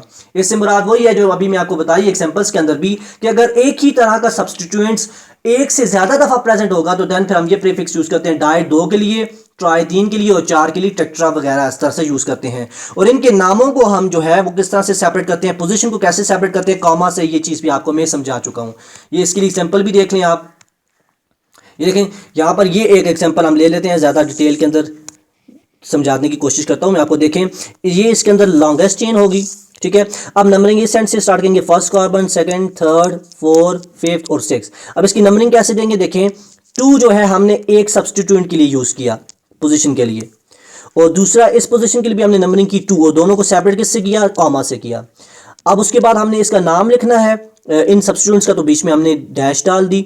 अब इसका क्योंकि ये सब्स्टिट्यूएंट जो है वो मिथाइल ही है दोनों तरफ और 2 दफा आया, तो लिहाजा इसके हम क्या लिखेंगे, डाई लिख देंगे। यही पॉइंट हमें 7 कहता है, डाई मिथाइल लिख दिया। अब कितने पेरेंट चेन के अंदर कार्बन है, 6 कार्बन है, तो लिहाजा इसको हम क्या लिख देंगे, हेक्सेन लिख देंगे। तो ये इसका नाम बन जाएगा 2,2 डाई मिथाइल हेक्सेन। इस तरह से आप इस एग्जांपल को भी खुद भी ट्राई कर सकते हैं, आपको बिल्कुल समझ आ रही होगी और आप इसको भी लिख पाएंगे। देन 8 पॉइंट को देखते हैं हम। अच्छा 8 पॉइंट के बारे में क्या कहता है, यहां पर आगे मैंने लिखा हुआ 8 पॉइंट, नेक्स्ट स्लाइड के ऊपर जाते हैं। ये 8 पॉइंट है, व्हेन 2 और मोर ब्रांचेस या सब्स्टिट्यूएंट्स प्रेजेंट हो और वो आइडेंटिकल ना हो, देन हम किस तरह से उनकी नेमिंग करेंगे, अल्फाबेटिक ऑर्डर के अंदर करेंगे। अब इससे मुराद क्या है वो भी आपको एग्जांपल से समझ आएगी। अब देखें ये मैंने यहां पर एक एग्जांपल लिखी है, यहां पर मैं थोड़ी सी स्पेस क्रिएट कर लेता हूं फिर आपको समझाता हूं। इसको थोड़ा सा हम नीचे ले जाते हैं। अब देखें अगर हम इस एग्जांपल की बात करें, इस एग्जांपल के अंदर आप देखें तो एक सब्स्टिट्यूएंट तो मिथाइल ग्रुप अटैच है, दूसरा सब्स्टिट्यूएंट जो है ये इथाइल ग्रुप है। कौन सा है, इथाइल ग्रुप है, क्योंकि इसके अंदर 2 कार्बन आ रहे हैं, इसको हम C2H5 कहते हैं। दिस इज इथाइल, ये इथाइल ग्रुप है, ठीक है। अब 2 डिफरेंट सब्स्टिट्यूएंट्स आ गए हैं। अब जब इनका हम नाम लिखेंगे तो नाम हम उसका पहले लिखेंगे जो कि अल्फाबेटिक ऑर्डर के अंदर पहले आएगा। अब उससे मुराद क्या देखें, पहले हम नंबरिंग कर लेते हैं, फिर इसके नाम के अंदर लिखते वक्त मैं आपको बताता हूं कैसे अल्फाबेटिक ऑर्डर जो है वो यूज होता है। अब हम उस तरफ से एंड से स्टार्ट करेंगे नंबरिंग जिस एंड से सब्स्टिट्यूएंट को लेस नंबर मिले, ठीक है। अब यहां पर देखिए अगर आप, तो मैं इस एंड से स्टार्ट करूं तो इस एंड से इस सब्स्टिट्यूएंट को तीसरा नंबर मिल रहा है। अगर मैं इस एंड से स्टार्ट करूं तो इस एंड से भी इसको कौन सा नंबर मिल रहा है, तीसरा नंबर मिल रहा है। लेकिन इसके अंदर सब्स्टिट्यूएंट कौन सा अटैच है, ये इथाइल ग्रुप अटैच है, लिहाजा ये बड़ा सब्स्टिट्यूएंट है, लिहाजा हम इस कार्बन से स्टार्ट करेंगे नंबरिंग। तो ये आ जाएगा 1 2 3 4 5 एंड 6। अब इसके नाम लिखेंगे। अब नाम लिखते वक्त आपको मैंने बोला कि अल्फाबेटिक ऑर्डर को आपने ध्यान में रखना है। देखें एक सब्स्टिट्यूएंट जो है वो मिथाइल है और दूसरा कौन सा है, इथाइल है। अब अल्फाबेटिक ऑर्डर के अंदर ई पहले आता है या एम पहले आता है, तो आप लोग जानते हो जो ई है वो अल्फाबेटिक ऑर्डर के अंदर पहले आता है, एम बाद में आता है। तो लिहाजा पहले हम किसका नाम लिखेंगे, इस इथाइल का लिखेंगे, और वो हमारे पास क्या बनेगा, इसकी पोजीशन को अलॉट करेंगे विच इज थर्ड कार्बन के ऊपर ये अटैच है, तो हम लिखेंगे 3 इथाइल 3 इथाइल, कॉमा डालेंगे, फिर हम क्या लिखेंगे, सॉरी यहाँ पर क्या डालेंगे, कॉमा नहीं डालते, मैंने आपको बताया था कि नंबर्स के दरमियान कॉमा डालना है। जब भी अल्फाबेट्स और नंबर के दरमियान आप सेपरेट करना चाहेंगे तो देन फिर आपने क्या यूज करनी है, डैश यूज करनी है, तो डैश डालेंगे। अब दूसरे सब्स्टिट्यूएंट का हमने पोजीशन बतानी है, उसका नाम लिखना है। दूसरा सब्स्टिट्यूएंट कहाँ पर अटैच है, फोर्थ पोजीशन पर अटैच है, तो लिहाजा हम लिखेंगे फोर्थ, फिर डैश डालेंगे, साथ में हम क्या लिखेंगे, मिथाइल, क्योंकि ये मिथाइल सब्स्टिट्यूएंट है। और साथ में अब हम इसकी पेरेंट चेन का नाम लिखेंगे विच इज 6 कार्बन वाली है, तो हम क्या लिखेंगे, हेक्सेन। तो इसका नाम बन जाएगा 3 इथाइल 4 मिथाइल हेक्सेन। तो इस तरह से आप इसका नाम लिख सकते हैं। सिमिलरली यहाँ पर भी मैं तेजी से आपको बता देता हूँ, ये लॉन्गेस्ट चेन है। अब नंबरिंग हम कहाँ से स्टार्ट करेंगे, देखें अब नंबरिंग जो है हम इस एंड से स्टार्ट करेंगे, क्योंकि ये जो सब्स्टिट्यूएंट है इस एंड से इसको लोएस्ट नंबर मिल रहा है। बेशक ये छोटा है लेकिन इसको नंबर कम मिल रहा है इस साइड से, तो लिहाजा इसको हम लिखेंगे फर्स्ट 2 कार्बन, थर्ड 4 5 6। अब इसका नाम देखिए कैसे लिखेंगे, अगेन वही रूल अप्लाई होगा अल्फाबेटिक ऑर्डर को। अब पहले हमने किसका नाम लिखना है, इथाइल का ही लिखना है, बेशक लेस नंबर मिथाइल को मिल रहा हो, लिहाजा हम इसका क्या लिखेंगे, 3 इथाइल, फिर डैश डालेंगे, फिर हम लिखेंगे 2 मिथाइल, और फिर कार्बन चेन का नाम लिखेंगे विच इज क्या है, हेक्सेन। तो ये इसका नाम बन जाएगा 3 इथाइल 2 मिथाइल हेक्सेन। तो इस तरह से आप इनकी नेमिंग कर सकते हैं इजीली। अच्छा, नेक्स्ट पॉइंट हम देखते हैं, नोवा पॉइंट ये है कि 2 chains of equal length are present, then choose the chain with the greatest number of branches on the present. अब ये बोलता है कि जब आप पेरेंट चेन को सिलेक्ट कर रहे हो तो आपके पास 2 अगर इक्वल कार्बन एटम्स रखने वाली चेन आपको मिल जाए, देन आपने उस चेन को सिलेक्ट करना है एज अ पेरेंट जिसके ऊपर नंबर ऑफ सब्स्टिट्यूएंट्स या नंबर ऑफ ब्रांचेस ज्यादा होंगी। अब इससे मुराद क्या है, ये आपको 9th पॉइंट की एग्जांपल के थ्रू समझ आएगी।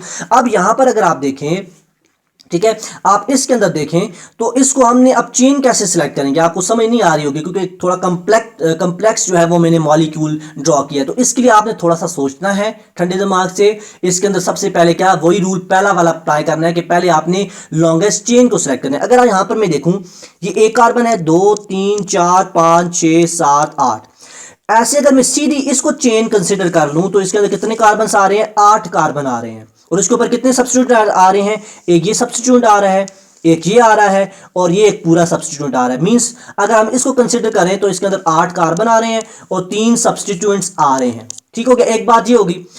दूसरा अगर हम देखें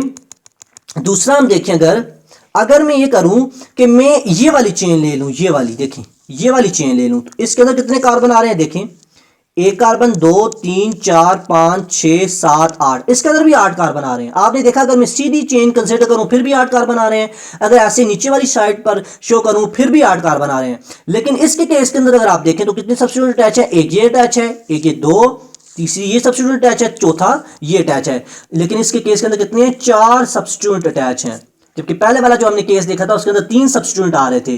तो रूल ये कहता है कि आपने उस कार्बन चेन को सिलेक्ट करना है जिसके अंदर नंबर ऑफ सब्स्टिट्यूएंट ज्यादा अटैच हों, क्योंकि इस चेन के अंदर नंबर ऑफ सब्स्टिट्यूएंट 4 अटैच हैं जो कि पहले वाले केस से ज्यादा हैं, लिहाजा इसको हम एज अ पेरेंट कंसिडर करेंगे। सो आई होप कि ये चीज आपको यहां पर अच्छे तरीके से वो समझ आई होगी इस एग्जांपल के थ्रू।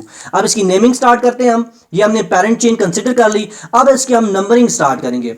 अब नंबरिंग हम उस कार्बन से अटैच करेंगे जिस पर सब्स्टिट्यूएंट को लेस नंबर मिलेगा। अगर मैं इस एंड से नंबरिंग स्टार्ट करूं, इसको फर्स्ट कहूं, 2 कहूं, तो इस कार्बन को जो है वो 4th नंबर मिलेगा, बहुत ज्यादा नंबर है। लेकिन अगर मैं इस कार्बन से इस एंड से स्टार्ट करूं तो इस सब्स्टिट्यूएंट को दूसरा नंबर मिलेगा, लिहाजा हम इस तरफ से नंबरिंग को क्या करेंगे, स्टार्ट करेंगे। अब देखिए नंबरिंग स्टार्ट कर लेते हैं। ये फर्स्ट कार्बन, ये सेकंड कार्बन, ये third carbon, 4th carbon, 5th carbon, 6th carbon, 7th carbon और 8th कार्बन। अब सब्स्टिट्यूएंट को नेम देना स्टार्ट करें। अब नेमिंग के अंदर भी बात ध्यान में रखनी है, वही वाला रूल कि अल्फाबेटिक ऑर्डर देखना है। यहां पर ये कौन सा सब्स्टिट्यूएंट अटैच है, दिस इज इथाइल, जो कि अल्फाबेटिक ऑर्डर के अंदर पहले आता है। ये तीनों क्या है, मिथाइल है। तो हम पहले इथाइल वाले की पोजीशन बताएंगे। इथाइल जो है 3rd पोजीशन पर अटैच है, तो लिहाजा मैं लिखूंगा 3 इथाइल।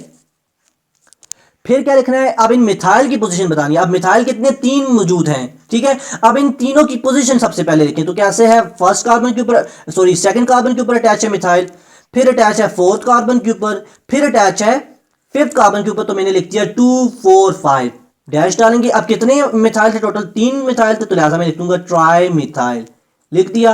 अब आखिर में जो है चेन का नाम लिख दें। चेन के अंदर कितने पेरेंट चेन के अंदर कार्बन आ रहे हैं, 8 आ रहे हैं, और 8 वाले को हम बोलते हैं ऑक्टेन। तो लिहाजा मैं लिख दूंगा इसका पूरा नाम क्या बन जाएगा, 3 ethyl 2 4 5 trimethyl octane. This is the IUPAC name of this complex compound. तो इस तरह से आप जो है नेमिंग कर सकते हैं किसी भी कंपाउंड की। सिंपली आपको ये जो 8-9 मैंने रूल्स बताए हैं ये आपके जहन के अंदर होने चाहिए, ठीक है। लास्ट पॉइंट भी देख लेते हैं। लास्ट पॉइंट यहां पर क्या है, 10वां पॉइंट, जहां पर उस स्लाइड पर चले जाते हैं जहां पर इस रूल का 10वां पॉइंट लिखा हुआ है, देखें। हाँ जी, ये है लास्ट पॉइंट। ये कहता है कि when first substituent occur at an equal distance from either end of the longest chain, start numbering from that end which gives the lowest number to the next substituent. वही बात जो आपको मैं पहले भी बता के आ चुका हूं कि अगर फॉर एग्जांपल ये मेरे पास देखें 2 कार्बन, 3 कार्बन, 4, 5, सिर्फ मैं कार्बन को शो करता हूं, हाइड्रोजन साथ में नहीं लिखता आपको समझाने के लिए। ये मैंने कर दिया 1 2 3 4 5 और ये 6, ठीक है। ये 6 कार्बन लगा दिए। अब एक सब्स्टिट्यूएंट जो है जो मैंने यहां पर लगा दिया CH3, एक सब्स्टिट्यूएंट मैंने अटैच कर दी यहां पर और एक सब्स्टिट्यूएंट यहां पर अटैच कर दिया। अब नंबरिंग की जब बात आएगी तो नंबरिंग आपने उस एंड से स्टार्ट करनी है जिस पर जो है वो दूसरे सब्स्टिट्यूएंट को भी लोअर नंबर मिले। अब देखिए यहां पर अगर मैं इस कार्बन से स्टार्ट करूं तो इसको 1 मिल जाएगा, इसको 2 मिल जाएगा, इसको 3, इसको 4, इसको 5, इसको 6, ठीक है। ये बात तो ठीक है।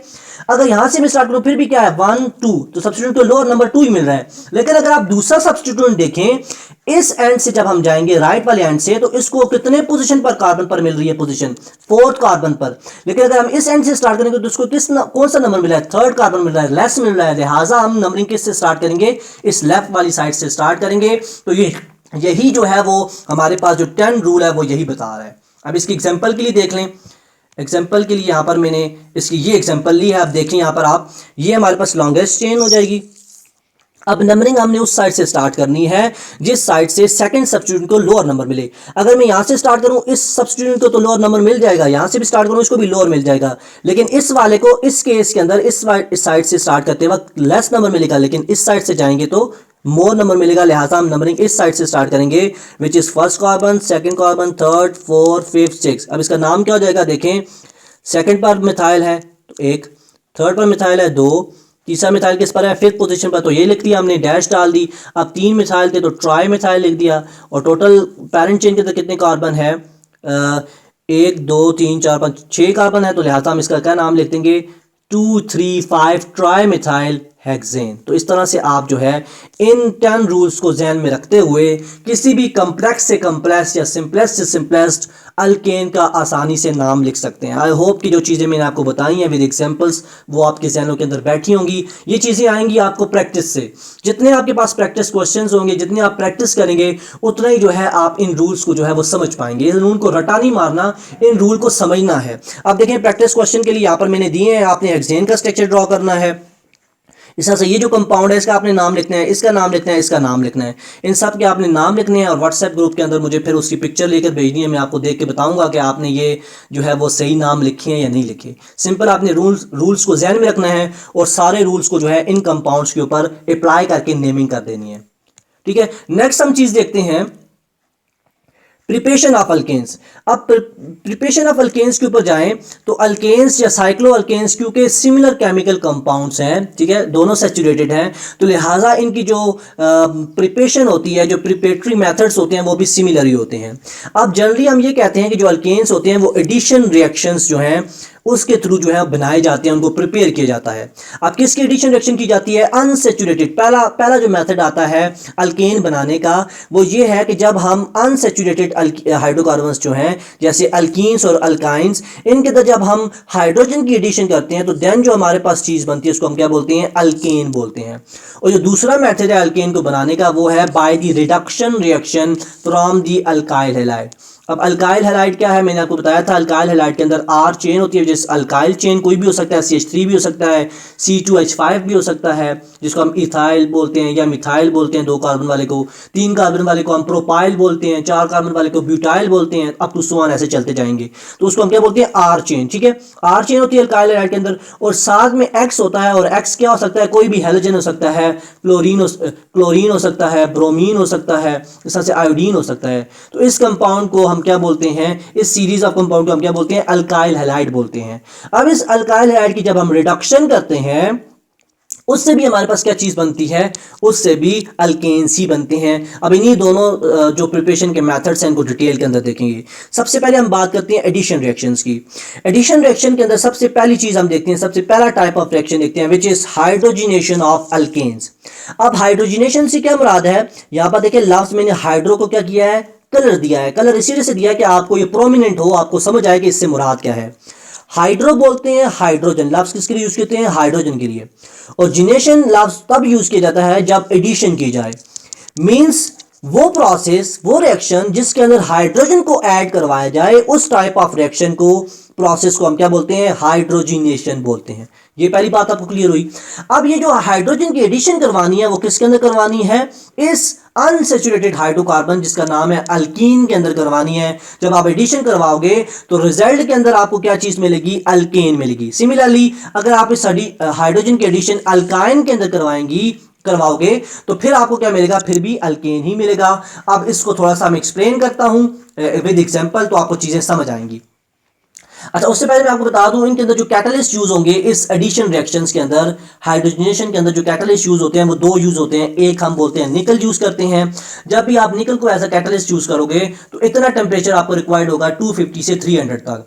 लेकिन अगर आप प्लेटिनियम को यूज करोगे तो प्लेटिनियम को जब आप एज अ कैटलिस्ट यूज करोगे तो आपका रूम टेम्परेचर के ऊपर मींस 25 डिग्री सेंटीग्रेड पर भी जो रिएक्शन है वो कैरी आउट हो जाएगा। क्लियर होगी। इस रिएक्शन के अंदर क्या होता है कि जो अनसैचुरेटेड हाइड्रोकार्बन्स होते हैं जैसे अल्कीन्स एंड अल्काइंस, इनके अंदर जब हाइड्रोजन की एडिशन की जाती है तो उससे क्या बन जाता है, सैचुरेटेड हाइड्रोकार्बन बन जाता है, जिसकी एग्जांपल के अंदर हम क्या लेते होते हैं, अल्केन्स लेते होते हैं। सो आई होप ये चीज आपको क्लियर हो रही है। नेक्स्ट हम सबसे पहले आप देख लेते हैं हाइड्रोजिनेशन ऑफ अल्कीन, मीन जो अल्कीन है उसकी हाइड्रोजिनेशन करवा रहे हैं, एडिशन ऑफ हाइड्रोजन करवा रहे हैं अल्कीन के अंदर। तो हम देखते हैं किस तरह से जो अल्केन है वो बनता है। देखिए यहां पर मैंने एग्जांपल ली है इथीन की। एथ बोलते हैं दो कार्बन वाली को, एक कार्बन ये है और दूसरा कार्बन को उधर है, ये कार्बन है, दो कार्बन है इसलिए हमने एथ लिख दिया। ईन इसलिए लिखा है क्योंकि इसके अंदर डबल बॉन्ड आ रहा है दो कार्बन के दरमियान, और इस डबल बॉन्ड की प्रेजेंस की वजह से ये क्या है, हमारे पास अनसैचुरेटेड हाइड्रोकार्बन है विच इज इथीन। इस इथीन के अंदर ये हम हाइड्रोजन जो है वो ऐड करवा रहे हैं H2।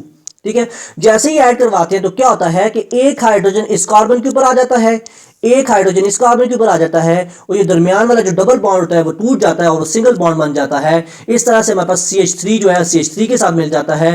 And this is the formula of which alkane ethane. क्यों इथेन बोला, क्योंकि इसके अंदर दो कार्बन है और क्योंकि carbon to carbon single bond present है, लिहाजा इसको हम क्या बोल रहे हैं, इथेन बोल रहे हैं। और आप देख सकते हैं यहाँ पर कैटलिस्ट के तौर पर हमने निकल को यूज किया और टेम्परेचर क्या रिक्वायर्ड था, 250 to 300। आई होप ये चीज आपको क्लियर हुई। नेक्स्ट हम देखते हैं हाइड्रोजिनेशन ऑफ अल्काइंस। अब अल्काइंस के अंदर जो है हमने क्या करनी है, hydrogenation mean addition of hydrogen करनी है। अब ये जो एडिशन होती है हाइड्रोजन की अल्काइन के अंदर वो दो स्टेप्स के अंदर होती है। पहले स्टेप के अंदर क्या होता है कि जो ट्रिपल बॉन्ड रखने वाला अल्काइन होता है, जैसा कि यहां पर मैंने इथाइन लिया है, दो कार्बन वाला जिसके अंदर ट्रिपल बॉन्ड मौजूद है, इसको हम क्या बोलते हैं, इथाइन बोलते हैं। ठीक है, ये इथाइन है आपके पास। जब इसके अंदर आप जो है एडिशन करवाओगे किसकी, हाइड्रोजन की एडिशन करवाओगे H2 की, तो क्या होगा, एक हाइड्रोजन इस कार्बन पर आएगा, अटैक करेगा, एक हाइड्रोजन इस पर अटैच करेगा, एक जो डबल बॉन्ड है वो टूट जाएगा और निकल और इसकी प्रेजेंस के अंदर होगा। और आप जब एक बॉन्ड टूटेगा तो क्या बन जाएगा, carbon to carbon double bond बन जाएगा और एक एक हाइड्रोजन जो है ऐड हो जाएगा इस तरह से, और ये हमारे पास किसका नाम आएगा, ये इथीन होगा। क्यों इथीन होगा, क्योंकि इसके अंदर डबल बॉन्ड आ रहा है। अब अगेन दूसरे स्टेप के अंदर हम क्या करेंगे कि जो डबल बॉन्ड रखने वाला इथीन था, ऑर्गेनिक कंपाउंड था, उसके अंदर अगेन हम हाइड्रोजन की एडिशन करवाएंगे। एक हाइड्रोजन इस पर आ जाएगा, एक हाइड्रोजन इस तरफ इस पर आ जाएगा, जैसा कि हमने अल्कीन्स के केस के अंदर देखा था। अगेन वही कंडीशंस होंगी और हमारे पास क्या बन जाएगा, carbon to carbon single bond आ जाएगा, दो कार्बन वाला, लिहाजा इसको हम क्या बोल देंगे, इथेन बोल देंगे। तो इस तरह से हम अल्कीन्स को यूज करके या अल्काइंस को यूज करके उनकी हाइड्रोजिनेशन करवाकर हम क्या कर सकते हैं, अल्केन्स की प्रोडक्शन कर सकते हैं। तो ये आपने यहां पर देख लिया। नेक्स्ट दूसरे जो टाइप ऑफ रिएक्शंस होते हैं जिससे हम अल्केन्स की प्रिपरेशन करते हैं, उसको हम बोलते हैं रिडक्शन ऑफ अल्काइल हैलाइड। इसके अंदर जिसको हम कैटलिस्ट यूज करते हैं वो जिंक डस्ट को एज अ कैटलिस्ट यूज करते हैं in the presence of acid which is hydrochloric acid, जिसको हम HCl बोलते हैं।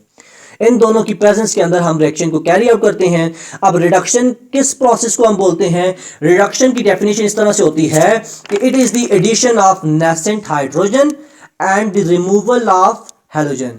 मीन्स जो अल्काइल हैलाइड है जिसको हम इस तरह से प्रेजेंट करते हैं जनरली RX।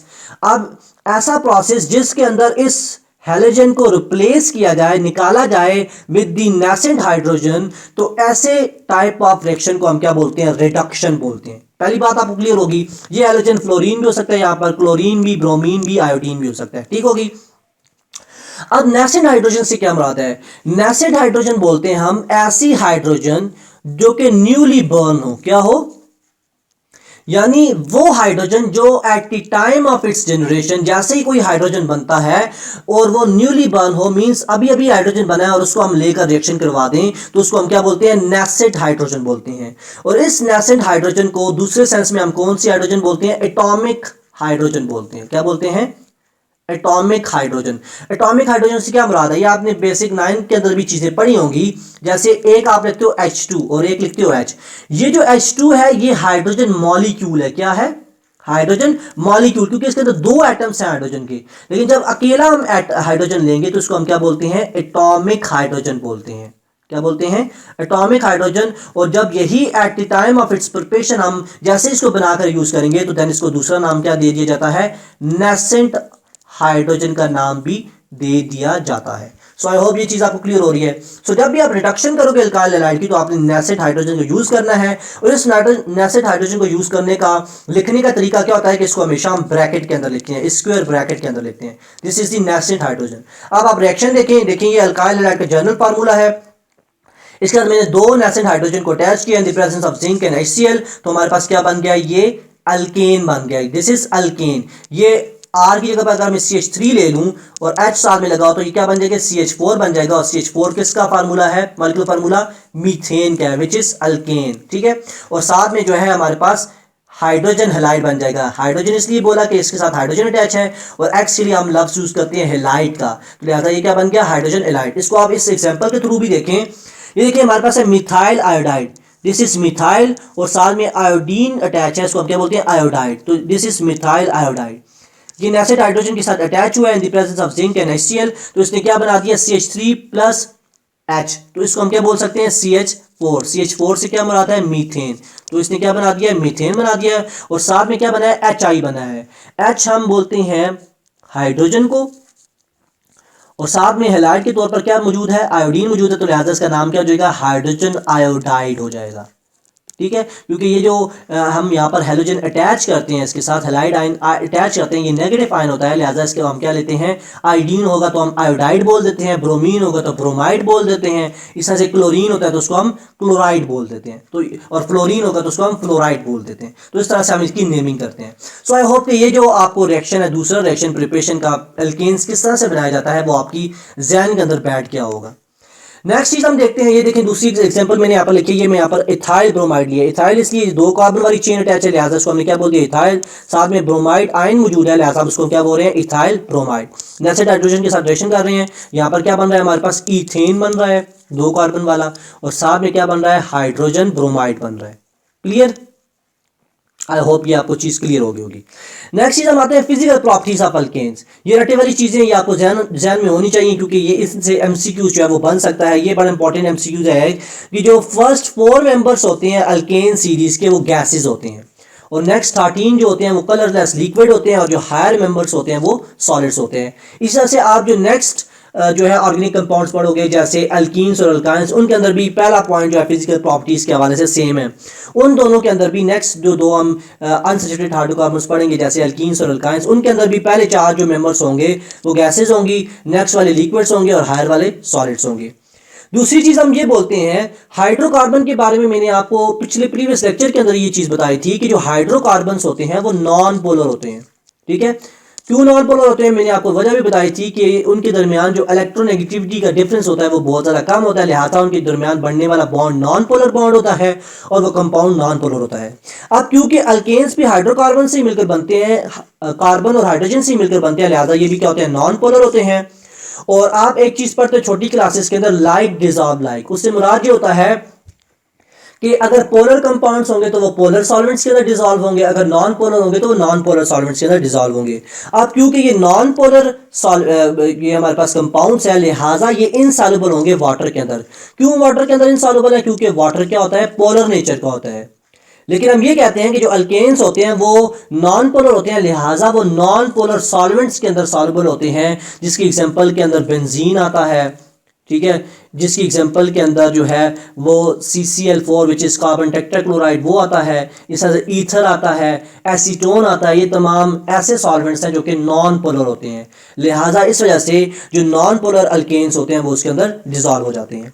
नेक्स्ट पॉइंट हम ये बोलते हैं कि इनकी जो मेल्टिंग और बॉइलिंग पॉइंट होते हैं वो लो होते हैं, लेकिन जैसे जैसे हम इनके मॉलिक्यूलर साइजेस इंक्रीज करते हैं तो इनका जो मेल्टिंग और बॉइलिंग पॉइंट होता है वो भी ग्रेजुअली क्या करने लग जाता है, इंक्रीज करने लग जाता है। मीन्स ये कहने का इससे मुराद ये है कि जो लोअर मेंबर्स होते हैं उनके मेल्टिंग बॉइलिंग पॉइंट कम होते हैं, लेकिन जैसे जैसे हम नंबर ऑफ कार्बन एटम्स को इंक्रीज करते जाते हैं, हायर अल्केन्स के अंदर जाते हैं, तो उनके मेल्टिंग बॉइलिंग पॉइंट्स भी क्या होते रहते हैं, इंक्रीज होते रहते हैं। नेक्स्ट पॉइंट डेंसिटी के वाले से है, तो डेंसिटी ऑफ अल्काइंस भी जो होते हैं वो अल्केन्स जो हैं वो इंक्रीज होते हैं with increase in molecular mass. जैसे जैसे हम इंक्रीज करते जाएंगे मॉलिक्यूलर मास, तो मीन हायर अल्केन्स के अंदर जाते जाएंगे तो उनकी डेंसिटी क्या होती जाएगी, इंक्रीज होती जाएगी। वो इस वजह से डेंसिटी आप बोलते हो रो से इसको रिप्रेजेंट करते हो, और ये होता है मास के डायरेक्टली प्रोपोर्शन और वॉल्यूम के इनवर्सली प्रोपोर्शन। तो जैसे जैसे कंपाउंड्स का मास बढ़ता जाएगा तो उसकी डेंसिटी भी क्या होती जाएगी, बढ़ती जाएगी, क्योंकि इन दोनों के दरमियान कैसा रिलेशन है, डायरेक्ट रिलेशन है। और डायरेक्ट रिलेशन से मुराद ये होता है कि अगर एक चीज बढ़ रही है तो दूसरी चीज भी क्या करेगी, बढ़ेगी। ठीक है, ये बात आपको समझ आ रही है। देन उसके बाद हम ये कहते हैं कि जो अल्केन्स होते हैं वो बहुत ज़्यादा विस्कस होने लग जाते हैं जैसे जैसे उनका मॉलिक्यूलर साइज क्या होता है, इंक्रीज होता है। विस्कस से मुराद है वो गाढ़े होते जाते हैं जैसे जैसे उनके मॉलिक्यूलर साइज को हम इंक्रीज करते हैं।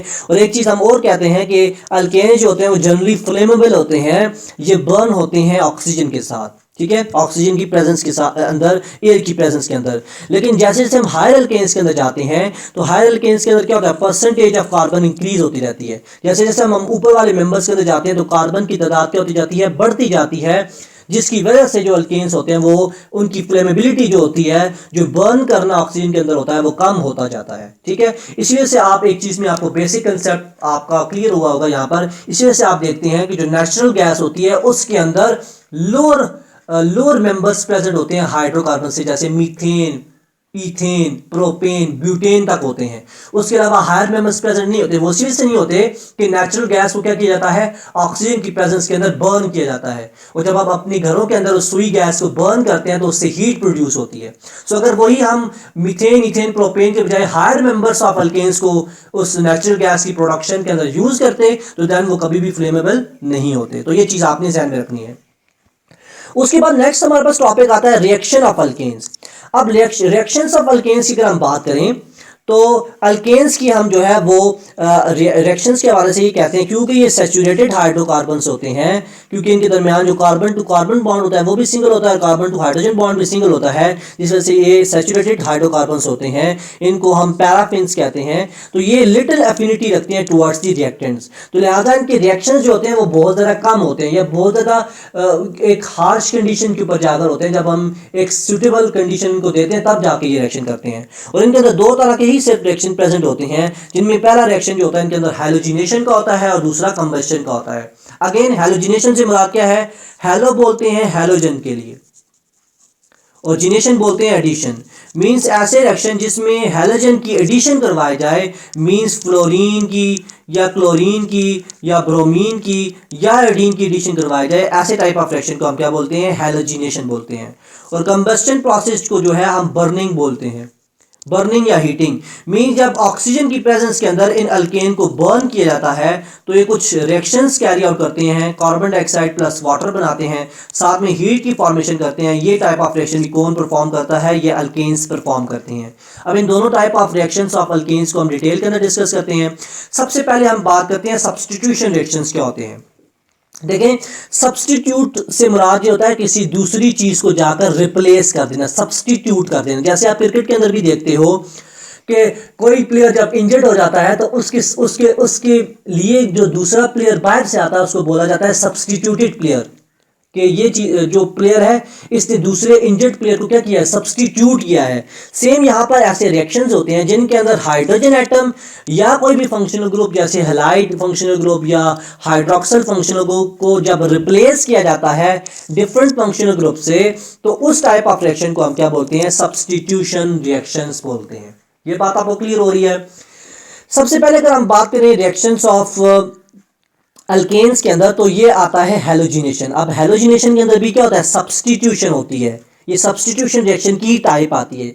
इसके अंदर क्या होता है कि जो हाइड्रोजन मौजूद होता है अल्केन के अंदर, उसको रिप्लेस कर लेता है, उसको सब्स्टिट्यूट कर लेता है कौन सा फंक्शनल ग्रुप, हैलोजन का फंक्शनल ग्रुप, जिसमें क्लोरीन या ब्रोमीन जो है जनरली जो है रिप्लेस करते हैं हाइड्रोजन को। इस वजह से इस टाइप ऑफ रिएक्शन को हम सब्स्टिट्यूशन रिएक्शन बोलते हैं। अब क्योंकि इसके अंदर एक किस्म की एडिशन हो रही है हाइड्रोजन की, लिहाजा इसको हम हैलोजिनेशन भी बोलते हैं। और ये जो रिएक्शन होता है कैरी आउट होता है in the presence of UV light ultraviolet light की प्रेजेंस के अंदर ये रिएक्शन होता है। एग्जांपल देखें, ये मीथेन है। मीथेन के अंदर आप जानते हो 4 हाइड्रोजन होते हैं, 1 कार्बन होता है, तो इसको मैं ऐसे लिख सकता हूँ CH3 और H अलग करके लिख सकता हूं। अब ये जो हाइड्रोजन होगा इसको रिप्लेस कर लेगा कौन, ये एक यहां से क्या हैलोजन रिप्लेस कर लेगा, तो लिहाजा जो बनने वाला कंपाउंड होगा वो हमारे पास क्या कहलाएगा। अब इसका नाम क्या होगा, ये हमारे पास अल्काइल हैलाइड है। अल्काइल हैलाइड क्यों बोला है, क्योंकि यहां पर ये अल्काइल चेन है, अल्काइल चेन की ओर से मिथाइल है, तो लिहाजा मैं इसको लिखूंगा मिथाइल। साथ में क्या मौजूद है, क्लोराइड आयन मौजूद है, लिहाजा इसको लिखूंगा मिथाइल क्लोराइड। ठीक है, ये क्या है हमारे पास, ये अल्काइल हैलाइड है। क्लियर होगी बात। और साथ में जो हाइड्रोजन निकला था उसने किसके साथ रिएक्शन किया है, इस जो बच गया था क्लोरीन उसके साथ रिएक्शन करके ये क्या बना दिया, HCl बना दिया, विच इज हाइड्रोजन क्लोराइड। ठीक है, और ये हमारे पास क्या क्लोरीन गैस यहाँ पर हमने यूज की थी, क्लोरीन का मॉलिक्यूल यूज किया था। तो इस तरह से जब रिएक्शन होता है तो इसको हम क्या बोलते हैं, हैलोजिनेशन। ठीक है, ये बात आपको क्लियर होगी। नेक्स्ट चीज हम देखते हैं, आपकी बुक के अंदर लिखा है कि अगर क्लोरीन की जो अमाउंट है वो बढ़ जाएगी, मींस हम क्लोरीन एक्सेस के अंदर यूज करते हैं, तो देन जो है वो रिएक्शन स्टॉप नहीं होता है इस स्टेप के ऊपर आकर। मींस जब मिथाइल क्लोराइड बन जाता है तो ये यहाँ पर रिएक्शन स्टॉप नहीं करता। अगर फर्दर उसको क्लोरीन मिल जाए तो अगेन क्लोरीन के साथ रिएक्शन करके ये जो 3 कार्बन है इस मिथाइल ग्रुप के अंदर वो भी रिप्लेस हो जाते हैं। कौन रिप्लेस कर लेता है, ये क्लोराइड उसको रिप्लेस कर लेते हैं। उसकी एग्जाम्पल से आपको समझ आएगी। देखिए दूसरे स्टेप के अंदर क्या होता है, अगर क्लोरीन ज्यादा एक्सेस के अंदर हम यूज कर रहे हैं तो यहां पर एक जो और हाइड्रोजन होता है उसको कौन रिप्लेस कर लेता है, ये वाला क्लोरीन जो है वो रिप्लेस कर लेता है यूवी लाइट की प्रेजेंस के अंदर। तो हमारे पास ये इस तरह से डाइक्लोरो मीथेन जो है वो बन जाता है। इसका नाम क्या होता है, इसका नाम 2 तरह से हम लेते हैं। एक इसको हम बोलते हैं डाइक्लोरोमीथेन। डाइक्लोरो क्यों बोला, क्योंकि इसके अंदर 2 क्लोराइड ग्रुप मौजूद हैं, और जब भी हम नेमिंग करते हैं तो क्लोराइड आयन को हम क्लोरो लिखते हैं। अगर ब्रोमाइड आयन होंगे तो उसको हम ब्रोमो बोलेंगे। अगर इस तरह से हमारे पास जो आयोडाइड आयन होंगे तो उसको हम आयोडो बोलेंगे। ठीक है ना, ये बात आपको समझ आनी चाहिए। और मीथेन इसलिए बोला है क्योंकि इसके अंदर एक ही कार्बन है, तो लिहाजा इसको हमने क्या नाम दिया है, डाइक्लोरोमीथेन। और दूसरा जो हम इसका नाम लिखते हैं, दूसरा नाम इसका होता है मिथाइलिन। मिथाइलिन क्या बोलते हैं साथ में, क्लोराइड। मिथाइलिन क्यों बोला, क्योंकि मैंने आपको पहले शुरू में होमोलॉगस सीरीज के अंदर भी बताया था, जो CH2 ग्रुप होता है इसको हम मिथाइलिन भी बोलते हैं। अब क्योंकि ये बीच में CH2 ग्रुप मौजूद है तो इसको हमने इसको मिथाइलिन बोला है। और क्योंकि 2 जो है यहाँ पर क्लोराइड आयन भी मौजूद है, क्लोराइड भी मौजूद है, तो उसको हम सिंपली क्लोराइड ही लिख देते हैं। तो इस तरह से इसकी ये भी नेमिंग होती है। अब अगेन ये जो डाइक्लोरोमीथेन है, अगेन इस जो क्लोरीन मॉलिक्यूल इसके साथ रिएक्शन करेगा। अब ये वाला हाइड्रोजन भी क्या हो जाएगा, रिप्लेस हो जाएगा, और हमारे पास ये ट्राइक्लोरो क्या बन जाएगा, मीथेन बन जाएगा। क्योंकि इसके अंदर 3 जो है वो क्लोराइड मौजूद है, तो लिहाजा इसको हम क्या बोलेंगे, ट्राइक्लोरोमीथेन। और इसका जो दूसरा नाम होता है ये बहुत ही इंपॉर्टेंट है आपके MCQs के लिए, वो होता है chloroform. This is very very very important. ये मैं लिख देता हूं। सो अगर आपके पास इस तरह से आ जाए CHCl3 इस तरह से लिखा हुआ आ जाए और आपसे पूछा जाए इसका नाम क्या होगा, तो आप इसको बोलोगे इसका कॉमनली नेम जो है वो क्या है, क्लोरोफॉर्म। और इसका आयुर्वेदिक नेम या साइंटिफिक नाम क्या है, ट्राइक्लोरोमीथेन। तो ये दोनों नाम आपके ज़हन के अंदर होने चाहिए। अगेन फर्दर क्या होगा कि जब ये वाला हाइड्रोजन भी इस क्लोरीन के साथ रिएक्शन करके रिप्लेस हो जाएगा तो हमारे पास क्या बनेगा, ये देखिए मैंने क्लोरोफॉर्म लिखा है, इसके साथ अगेन हमने रिएक्शन करवाया है सनलाइट की प्रेजेंस के अंदर, यूवी लाइट की प्रेजेंस के अंदर। तो ये जो कार्बन के साथ हाइड्रोजन था वो भी रिप्लेस हो गया। अब 4 जो है यहाँ पर क्या अटैच हो गए हैं, क्लोराइड आयन मौजूद हो गए हैं, क्लोराइड ग्रुप लग गए हैं और साथ में HCl बनाया। अब इसका नाम क्या होगा? इसका नाम होगा टेट्रा क्लोरो मीथेन। टेट्रा क्यों बोला? क्योंकि 4 यहाँ पर क्लोरो जो ग्रुप हैं, जो क्लोरीन है, वो अटैच है। और इसका दूसरा नाम, इसको क्या हम बोलते हैं? इसको दूसरा हम कार्बन टेट्रा क्लोराइड भी बोलते हैं। क्या बोलते हैं? कार्बन, क्योंकि एक कार्बन मौजूद है सेंटर के अंदर, और टेट्रा क्लोराइड भी बोलते हैं।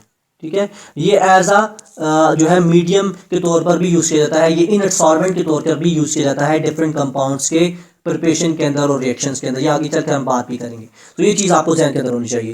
तो दूसरी टाइप ऑफ रिएक्शंस जो है वो अल्केन्स करते हैं, उसको हम बोलते हैं कंबस्टन। और कंबस्टन को जो है, ये ऐसे क्लास ऑफ रिएक्शंस होते हैं जिनको कॉमनली हम बर्निंग से भी रिप्रेजेंट करते हैं, हीटिंग से भी। तो इसके अंदर क्या होता है कि जो अल्केन्स होते हैं उनको ऑक्सीजन की एक्सेस के अंदर जब बर्न किया जाता है, जब उनकी कंप्लीट कंबस्टन होती है, तो कार्बन डाइऑक्साइड बनती है, साथ में वाटर बनता है, और साथ में a lot of heat means energy release होती है। और ये जो एनर्जी होती है वो हीट की फॉर्म के अंदर भी रिलीज हो सकती है और लाइट की फॉर्म के अंदर भी रिलीज हो सकती है।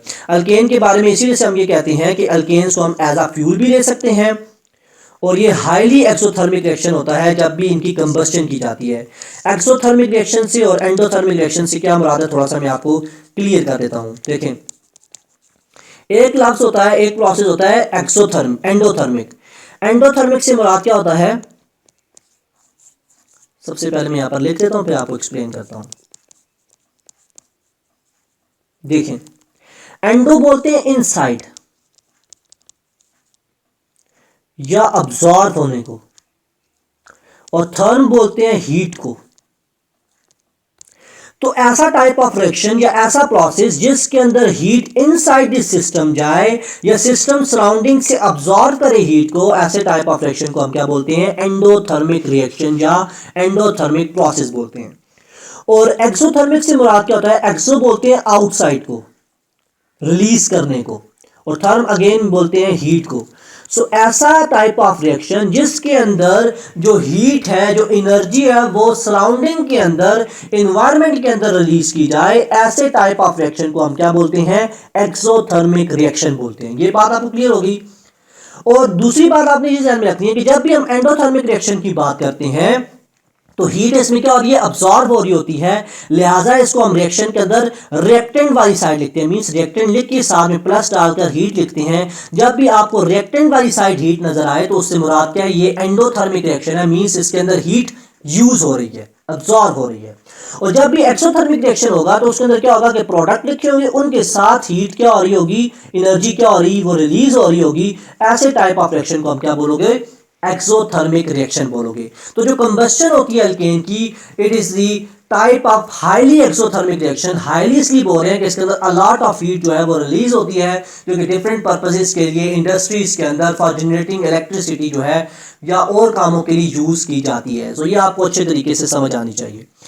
यही पर मैंने उसके रिएक्शंस भी लिखे हैं कि जब मीथेन, यहाँ पर मैंने एग्जांपल लिया है अल्केन के अंदर से, जब मीथेन की आप एक्सेस ऑफ ऑक्सीजन के अंदर, एयर के अंदर क्या करते हो? कंबस्टन करवाते हो। तो कंप्लीट जब कंबस्टन होती है तो कार्बन डाइऑक्साइड बनती है, साथ में वाटर बनता है, और साथ में अलॉट ऑफ हीट बनती है, और इस हीट को देन फिर यूज किया जाता है डिफरेंट एक्टिविटीज के लिए।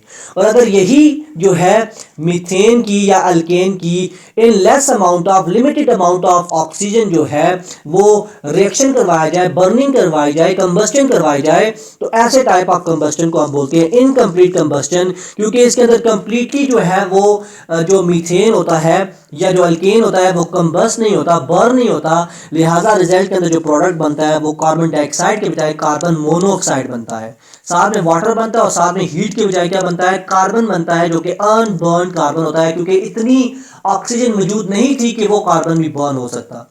तो लिहाजा जो रिएक्शन होता है उसको हम बोलते हैं इनकम्प्लीट कंबस्टन। और इसके रिजल्ट के अंदर क्या बनता है? कार्बन मोनोऑक्साइड बनता है। ये आपने अच्छे तरीके से ध्यान में रखना है कि कार्बन मोनोऑक्साइड जो है वो इनकम्प्लीट कंबस्टन के केस के अंदर बनता है।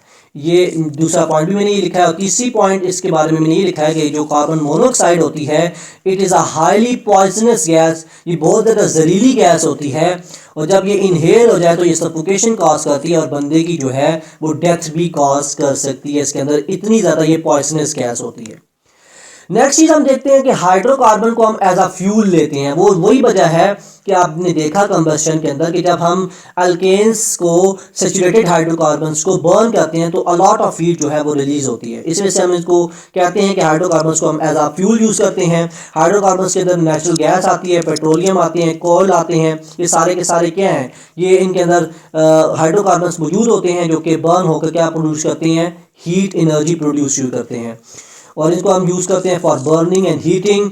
इसके अंदर जो होता है वो क्या होता है, हाइड्रोकार्बन्स मौजूद होते हैं और ये हीट प्रोड्यूस करते हैं कंबस्टन का रिएक्शन करते हुए। ये यहाँ पर मैंने एक जनरल रिएक्शन फिर दोबारा से शो किया कि जब आप अल्केन का रिएक्शन करवाते हो कंप्लीट ऑक्सीजन के साथ, मींस एक्सेस ऑफ ऑक्सीजन के साथ, तो वाटर बनता है, कार्बन डाइऑक्साइड बनती है और हीट बनती है। और ये हीट देन यूज़ की जाती है ट्रांसपोर्टेशन के अंदर, जो गाड़ियों के अंदर यूज़ होती है। इस तरह से इलेक्ट्रिसिटी बनाने के लिए यूज़ की जाती है। कोल से जो है वो क्या किया जाता है, इलेक्ट्रिसिटी प्रोडक्शन की जाती है। इस तरह से होम्स के अंदर जो हम नेचुरल गैस यूज़ करते हैं, सुई गैस, वो यूज़ होती है। इंडस्ट्रीज़ के अंदर इन जो गैसेस होती हैं या जो पेट्रोलियम होते हैं, जो डीजल होते हैं, उनको यूज़ किया जाता है। तो ये सारे क्या है हमारे पास, ये सारे के सारे जो है वो हाइड्रोकार्बन्स है जब उनके हम बर्निंग करते हैं। दूसरी क्लास ऑफ कंपाउंड हम देखते हैं विच इज़ अल्कीन्स। अल्कीन के बारे में हमने ये कहते हैं, शुरू के अंदर भी मैंने आपको कहा था, these are the unsaturated hydrocarbons because carbon to carbon at least one double bond present होता है। so इनको हम क्या बोलते हैं, अनसैचुरेटेड हाइड्रोकार्बन्स बोलते हैं। इनका दूसरा नाम क्या होता है, इनको हम ओलिफिन्स भी कहते हैं। ओलिफिन एक लैटिन वर्ड से निकला है और इसका मतलब होता है ऑयल फॉर्मिंग। मीन्स जब भी अल्कीन जब रिएक्शन करते हैं तो ये एक ऑयल की लेयर बना लेते हैं अपने ऊपर। इस वजह से इनको हम क्या कहते हैं, ओलिफिन्स भी कहते हैं। इनका जनरल फार्मूला होता है CnH2n, ठीक है, जिसमें n जो होता है वो नंबर ऑफ कार्बन एटम होते हैं। जैसे फॉर एग्जांपल हम बात करते हैं, अगर एक कार्बन वाला इथीन अल्कीन की बात करेंगे तो वो कभी भी एग्जिस्ट नहीं करता। कभी भी आप ये नहीं देखोगे मीथीन, मीथीन लिखा हुआ कभी भी आप देखेंगे नहीं। क्यों नहीं देखोगे, क्योंकि इसके अंदर होना क्या चाहिए, carbon to carbon double bond होना चाहिए, जबकि मीथेन के अंदर तो एक ही कार्बन होता है। मैथ बोलते हैं एक कार्बन है, तो एक कार्बन कैसे बॉन्ड बना सकेगा डबल। तो लिहाजा जब भी आप बात करोगे तो वो आप किससे स्टार्ट करोगे, इथीन से स्टार्ट करोगे। तो इथीन का फार्मूला आप कैसे लिखोगे, दो कार्बन वाला 2 लिख दिया, इस जनरल फार्मूला के अंदर डालो, 2 इंटू 2 हो जाएगा, क्योंकि कार्बन 2 है तो ये क्या बन जाएगा, C2H4। This is the molecular formula of ethene. इस तरह से आप प्रोपीन के लिए भी लिख सकते हो, ब्यूटीन के लिए भी लिख सकते हो। सिंपली आप उसके अंदर क्या करोगे, कार्बन एटम डालकर आप हाइड्रोजन फाइंड आउट कर लोगे।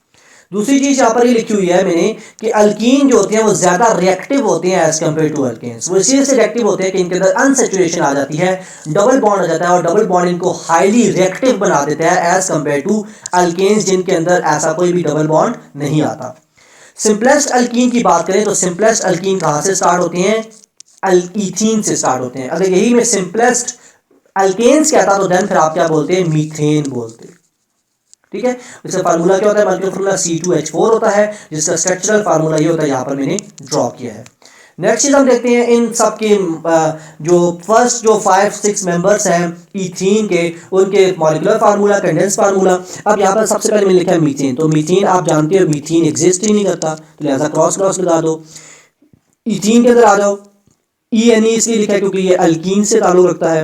एथ इसलिए कि 2 कार्बन वाला है, इसका मॉलिक्यूलर फार्मूला ये होगा, कंडेंस फार्मूला ये होगा। ठीक है, अब ये बात ध्यान में रखो, मैंने आपको बताया था कि कंडेंस फार्मूला के अंदर आप कोई भी जो बॉन्ड या डैश है वो शो नहीं करते। अब यहाँ पर हमने डबल बॉन्ड क्यों शो किया, वो इस वजह से शो किया कि ये कैरेक्टरिस्टिक बॉन्ड है इनके अंदर, ये डिफरेंशिएट करता है दूसरे कंपाउंड से।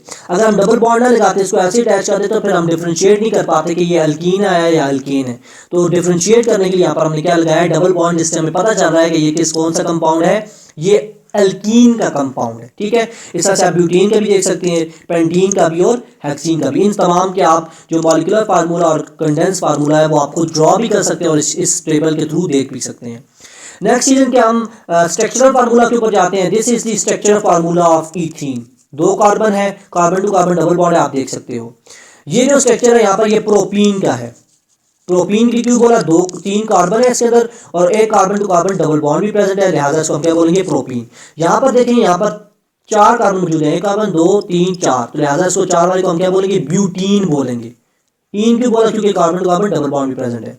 सर यहाँ पर देखें, यहाँ पर 5 कार्बन मौजूद है और 5 कार्बन वाले को हम क्या बोलते हैं, पेंड बोलते हैं, और क्योंकि डबल बॉन्ड भी मौजूद है तो इन लिख देंगे आगे।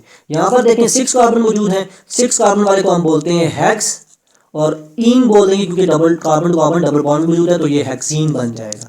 तो इस तरह से आप इनके स्ट्रक्चर जो है वो देख सकते हैं। These are the structural formula of these alkenes. Simply आपने carbon to carbon single bond से बताना है और एक कार्बन टू कार्बन आपने डबल बॉन्ड लगा देना है, साथ में हाइड्रोजन शो कर देने हैं। और ये आसान है बहुत ज़्यादा इनको ड्रॉ करना, क्योंकि आपने हर कार्बन की वैलेंसी को कंप्लीट करना है। टेट्रावैलेंट होता है, कार्बन 4 बॉन्ड बनाता है। तो इस कार्बन को देखें अगर, इस कार्बन को, तो ये 3 बॉन्ड इन हाइड्रोजन से बना रहा है, चौथा बॉन्ड इस कार्बन के साथ बना रहा है। अगर आप अब इस कार्बन की बात करें तो 2 हाइड्रोजन के साथ बना रहे हैं बॉन्ड, और 2 बॉन्ड जो है इन कार्बन एडिशन कार्बन के साथ बना रहे हैं। तो इस तरह से आप इनको कंप्लीट कर सकते हैं। नेक्स्ट चीज हम देखते हैं अल्कीन्स की नेमिंग को। अच्छा, अब हम अल्कीन्स की नेमिंग के लिए कुछ रूल्स हैं, वो यहाँ पर मैंने पिक्चर डाली, क्योंकि इसको लिखने में बैठ जाता तो बहुत ज़्यादा टाइम लग जाता, तो इसलिए मैं यहाँ पर लिखा है। इसके अंदर भी वही सारे रूल्स होंगे, कुछ रूल्स डिफरेंट है और सारे रूल्स वही वाले हैं जो अल्कीन्स के अंदर हमने यूज़ किया है। इसके अंदर भी सिलेक्ट की लॉन्गेस्ट चेन को यूज़ करना है, सिलेक्ट करना है जिसके अंदर डबल बॉन्ड आ रहा होगा, उस चेन को आपने सिलेक्ट करना है, ठीक है। उसको आप एज अ पेरेंट दोगे। पेरेंट नेम जो होगा वो डिराइव होगा name of the identical alkenes, mean जिस अल्केन से डिराइव हुआ है ये अल्कीन, उसी अल्कीन से आप उसके पेरेंट नेम को क्या करोगे, यानी निकालोगे। जैसे अल्केन जो है वो एन होता है उसके लास्ट एंड के अंदर, तो अगर उससे आप अल्कीन बनाओगे, कार्बन का डबल बॉन्ड बना दोगे, तो उस एन को आप रिप्लेस कर लोगे किसके साथ, ई एन ई से, ईन से रिप्लेस कर लोगे, तो वो क्या बन जाएगा, अल्कीन बन जाएगा। चलिए थर्ड पॉइंट ये है कि name the chain so as to include both carbon atoms of the double bond, means जब भी आप नंबरिंग करोगे तो उसके अंदर कार्बन एटम के जो दोनों बॉन्ड्स हैं उसको कंसीडर करोगे, उनको नंबर दोगे जो कि डबल बॉन्ड बना रहे होंगे, और उस एंड से आपने नंबरिंग स्टार्ट करनी है जिस एंड से डबल बॉन्ड क्या हो, करीब हो। वो आपको इन एग्जांपल्स के थ्रू जो है वो मैं आपको एक्सप्लेन करूंगा। देन पोजीशन ऑफ जो डबल बॉन्ड होगा वो नंबर शो करेगा अल्कीन के अंदर, मींस डबल बॉन्ड के जो नंबर है उसको आपने शो करना है, और वो वाला नंबर अलॉट करना है उस डबल बॉन्ड के कार्बन्स को जिनको मिनिमम नंबर मिल रहा होगा, ठीक है। नेक्स्ट पॉइंट ये है कि design the location of double bond by using the number of the first atom of the double bond as a prefix. अब इससे मुराद ये है कि जब भी आप नंबरिंग करोगे, डबल बॉन्ड को पोजीशन अलॉट करोगे, तो जो फर्स्ट एटम होगा उस डबल बॉन्ड बना रहा होगा उसको आप प्रीफिक्स से रिप्रेजेंट करोगे। वो आपको मैं एग्जांपल्स के थ्रू जो है वो सारा अभी बताता हूँ, वो आपको क्लियर होगा कि किस तरह से आपने प्रीफिक्स को यूज़ करना है। और लास्ट पॉइंट ये है कि indicate the location of branches substituent by the number of carbon atoms to which they are attached। तो जो सब्सटीट्यूएंट होंगे उसको आपने कार्बन एटम उसकी पोजीशन को भी बताना है। तो इसको एक्सप्लेन करता हूँ यहाँ पर मैं एग्जांपल के थ्रू। अब देखिए यहाँ पर ये चेन है हमारे पास, अब हमने ये चेन देखी है, इसके अंदर डबल बॉन्ड मौजूद है, तो इसका नाम जो अगर 2 कार्बन वाले हैं तो लिहाजा इसको हम क्या बोल देंगे, इसको हम ईथीन बोल देंगे। उसको अगर हम नंबरिंग दें तो 1 2 इसको कह सकते हैं, या इसको 1 या इसको 2 कह सकते हैं, तो सेम ही बात है। इस कार्बन के अंदर आप देखें तो ये हमारे पास एक लॉन्गेस्ट चेन है, इसके अंदर डबल बॉन्ड आ रहा है। अब हमने उस एंड से स्टार्ट करनी है नंबरिंग अपने रूल के मुताबिक, जिसके अंदर जो डबल बॉन्ड होगा उस वाले कार्बन को लेस नंबर मिले। तो अगर यहाँ से मैं अटैच करूँ, स्टार्ट करूँ, तो 2 3 यहाँ पर इस कार्बन को दूसरा नंबर मिल रहा है और इस कार्बन को तीसरा नंबर मिल रहा है। लेकिन अगर मैं दूसरी साइड से स्टार्ट करूं, राइट साइड से स्टार्ट करूं, इसको नंबर 1 दूं, तो इस फर्स्ट कार्बन को डबल बॉन्ड मिल रहा है, इसको लोएस्ट नंबर मिल रहा है, लिहाजा हम इस राइट साइड से नंबरिंग स्टार्ट करेंगे। अब इसका नाम क्या हो जाएगा, अब इसका नाम लिखते वक्त मैंने आपको एक चीज़ रूल के अंदर भी बताई कि जब भी आप डबल बॉन्ड के साथ डबल बॉन्ड की पोजीशन को बताओगे तो आपने उसको नंबर भी देना है। अब ये फर्स्ट कार्बन के ऊपर डबल बॉन्ड मौजूद है तो उसको आप क्या बोल के फर्स्ट 1 लिख दिया। अब इसके अंदर कितने कार्बन मौजूद हैं, देखिए इसके अंदर 3 कार्बन मौजूद है, तो लिहाजा आप इसको 1 प्रोपीन बोल सकते हो, ठीक है। ये डबल बॉन्ड की पोजीशन को बता रहा है 1, ठीक है। नेक्स्ट इसके अंदर देखो, इसके अंदर देखो आप देखो, आप इस साइड से स्टार्ट करो नंबरिंग, इस साइड से स्टार्ट करो, ये जो डबल बॉन्ड वाले कार्बन है इनको सेम ही नंबरिंग मिलेगी। तो हम इससे स्टार्ट कर लेते हैं 1 2 3 4। अब आप इसकी नंबरिंग जो है आपने उस कार्बन वाले की लिखनी है जिसको लोएस्ट नंबर मिला है। इसको देखो, इसको 2 कार्बन पोजीशन पर डबल बॉन्ड स्टार्ट हो रहा है, तो लिहाजा इसको हम मेंशन करेंगे, हम बोलेंगे 2, ऐसे 2 लिख दिया, ठीक है। और साथ में हम क्या लिखेंगे, 4 कार्बन है तो इसको हम क्या बोलेंगे 2 ब्यूटीन। क्लियर होगी बात आपको इस तरह से। देन इस नीचे वाली जो एग्जांपल्स हैं इनके ऊपर आ जाएं। इस एग्जांपल को हम कैसे करेंगे, अब इसके अंदर हमने चेन को सिलेक्ट करना है, लॉन्गेस्ट चेन को जिसके अंदर डबल बॉन्ड आए। तो लॉन्गेस्ट चेन हम ये नहीं कर सकते क्योंकि इसके अंदर 2 ही कार्बन है, सब्स्टिट्यूएंट तो ज्यादा अटैच है लेकिन कार्बन 2 है। लेकिन अगर मैं इसको लॉन्गेस्ट चेन ले लूँ ऐसे क्रॉस के अंदर, इसको लॉन्गेस्ट चेन ले लूं तो आप देखें कितने कार्बन आ रहे हैं, 1 कार्बन, 2 कार्बन, 3 कार्बन और 4 कार्बन। अब हमने नंबरिंग जो स्टार्ट करनी है वो इस साइड से स्टार्ट करें, ऊपर से या नीचे से, तो सेम ही नंबरिंग आएगी, लिहाजा मैं ऊपर से स्टार्ट कर देता हूं। अब आपने जो सब्स्टिट्यूएंट अटैच है उनको नंबरिंग देना स्टार्ट करनी है, तो नंबरिंग दे दी है, आप इसका नाम लिखना स्टार्ट करना है। तो मैं कैसे लिखूंगा, 2 कार्बन पर मिथाइल ग्रुप अटैच है तो लिहाजा मैंने 2 लिख दिया है, 3 कार्बन पर अटैच है तो 3 लिख दिया है। अब 2 मिथाइल ग्रुप अटैच है तो मैं लिख दूंगा डाई मिथाइल, ये लिख दिया।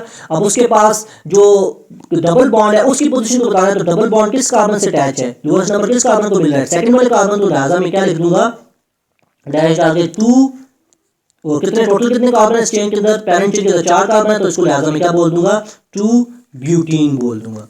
तो इसका नाम बन जाएगा 2,3 डाइमिथाइल 2 ब्यूटीन। सिमिलरली इस पोजीशन के ऊपर आ जाओ, इसको हम लॉन्गेस्ट चेन कंसीडर कर लेते हैं। अब नंबरिंग हमने उस एंड से स्टार्ट करनी जहां पर जो सब्स्टिट्यूएंट्स हैं, जो डबल बॉन्ड है उसको लोएस्ट नंबर मिले, तो यहाँ इस एंड से स्टार्ट करेंगे, 1 2 3 4 5 6। अब नंबरिंग देना स्टार्ट करो, सेकंड पोजीशन पर मिथाइल ग्रुप अटैच है 4 पर और 3rd पर, तो मैं क्या लिखूंगा, सेकंड, 3rd, 4th, और 3 मिथाइल ग्रुप अटैच है तो मैं लिहाजा लिखूंगा 3 मींस ट्राई मिथाइल, और साथ में डबल बॉन्ड की पोजीशन, डबल बॉन्ड कहाँ पर मौजूद है, 3rd पोजीशन पर अटैच है, 6 कार्बन है, लिहाजा इसको मैं क्या लिख दूंगा, हेक्सीन लिख दूंगा, क्या लिख दूंगा, हेक्सीन। तो इसका नाम बन जाएगा 2 3 4 tri methyl 3 hexene. So I hope ये आपको नेमिंग जो है वो अल्कीन्स की क्लियर होगी। अब जो नेक्स्ट चीज़ें हैं वो इंशाल्लाह हम नेक्स्ट वीडियो के अंदर देख लेंगे, क्योंकि ये वीडियो बहुत ज़्यादा लंबी हो रही है, तो ये आपको देखने भी मुश्किल होगी, और मे भी 1 गो के अंदर बनाना थोड़ा सा मुश्किल हो जाता है, और क्योंकि अपलोड में फिर ज़्यादा टाइम लगता है। तो नेक्स्ट हम वीडियो के अंदर देखते हैं, फिर इसी चैप्टर को सेकंड पार्ट के अंदर जो है वो कंप्लीट करते हैं। सो उसको भी आपने प्यार देना है, उसको भी आकर देखना है, ठीक है। अपना ख्याल रखिएगा। नेक्स्ट वीडियो के अंदर मैं ये साथ ही अपलोड करूंगा, तो आपने सेकंड पार्ट भी इसका लाजमी देखना है, जिसके अंदर हम अल्कीन्स की प्रिपरेशन और इसके रिएक्शन देखेंगे, दैन फिर हम अल्काइंस जो है उनके रिएक्शन और उसकी भी प्रिपरेशन देखेंगे।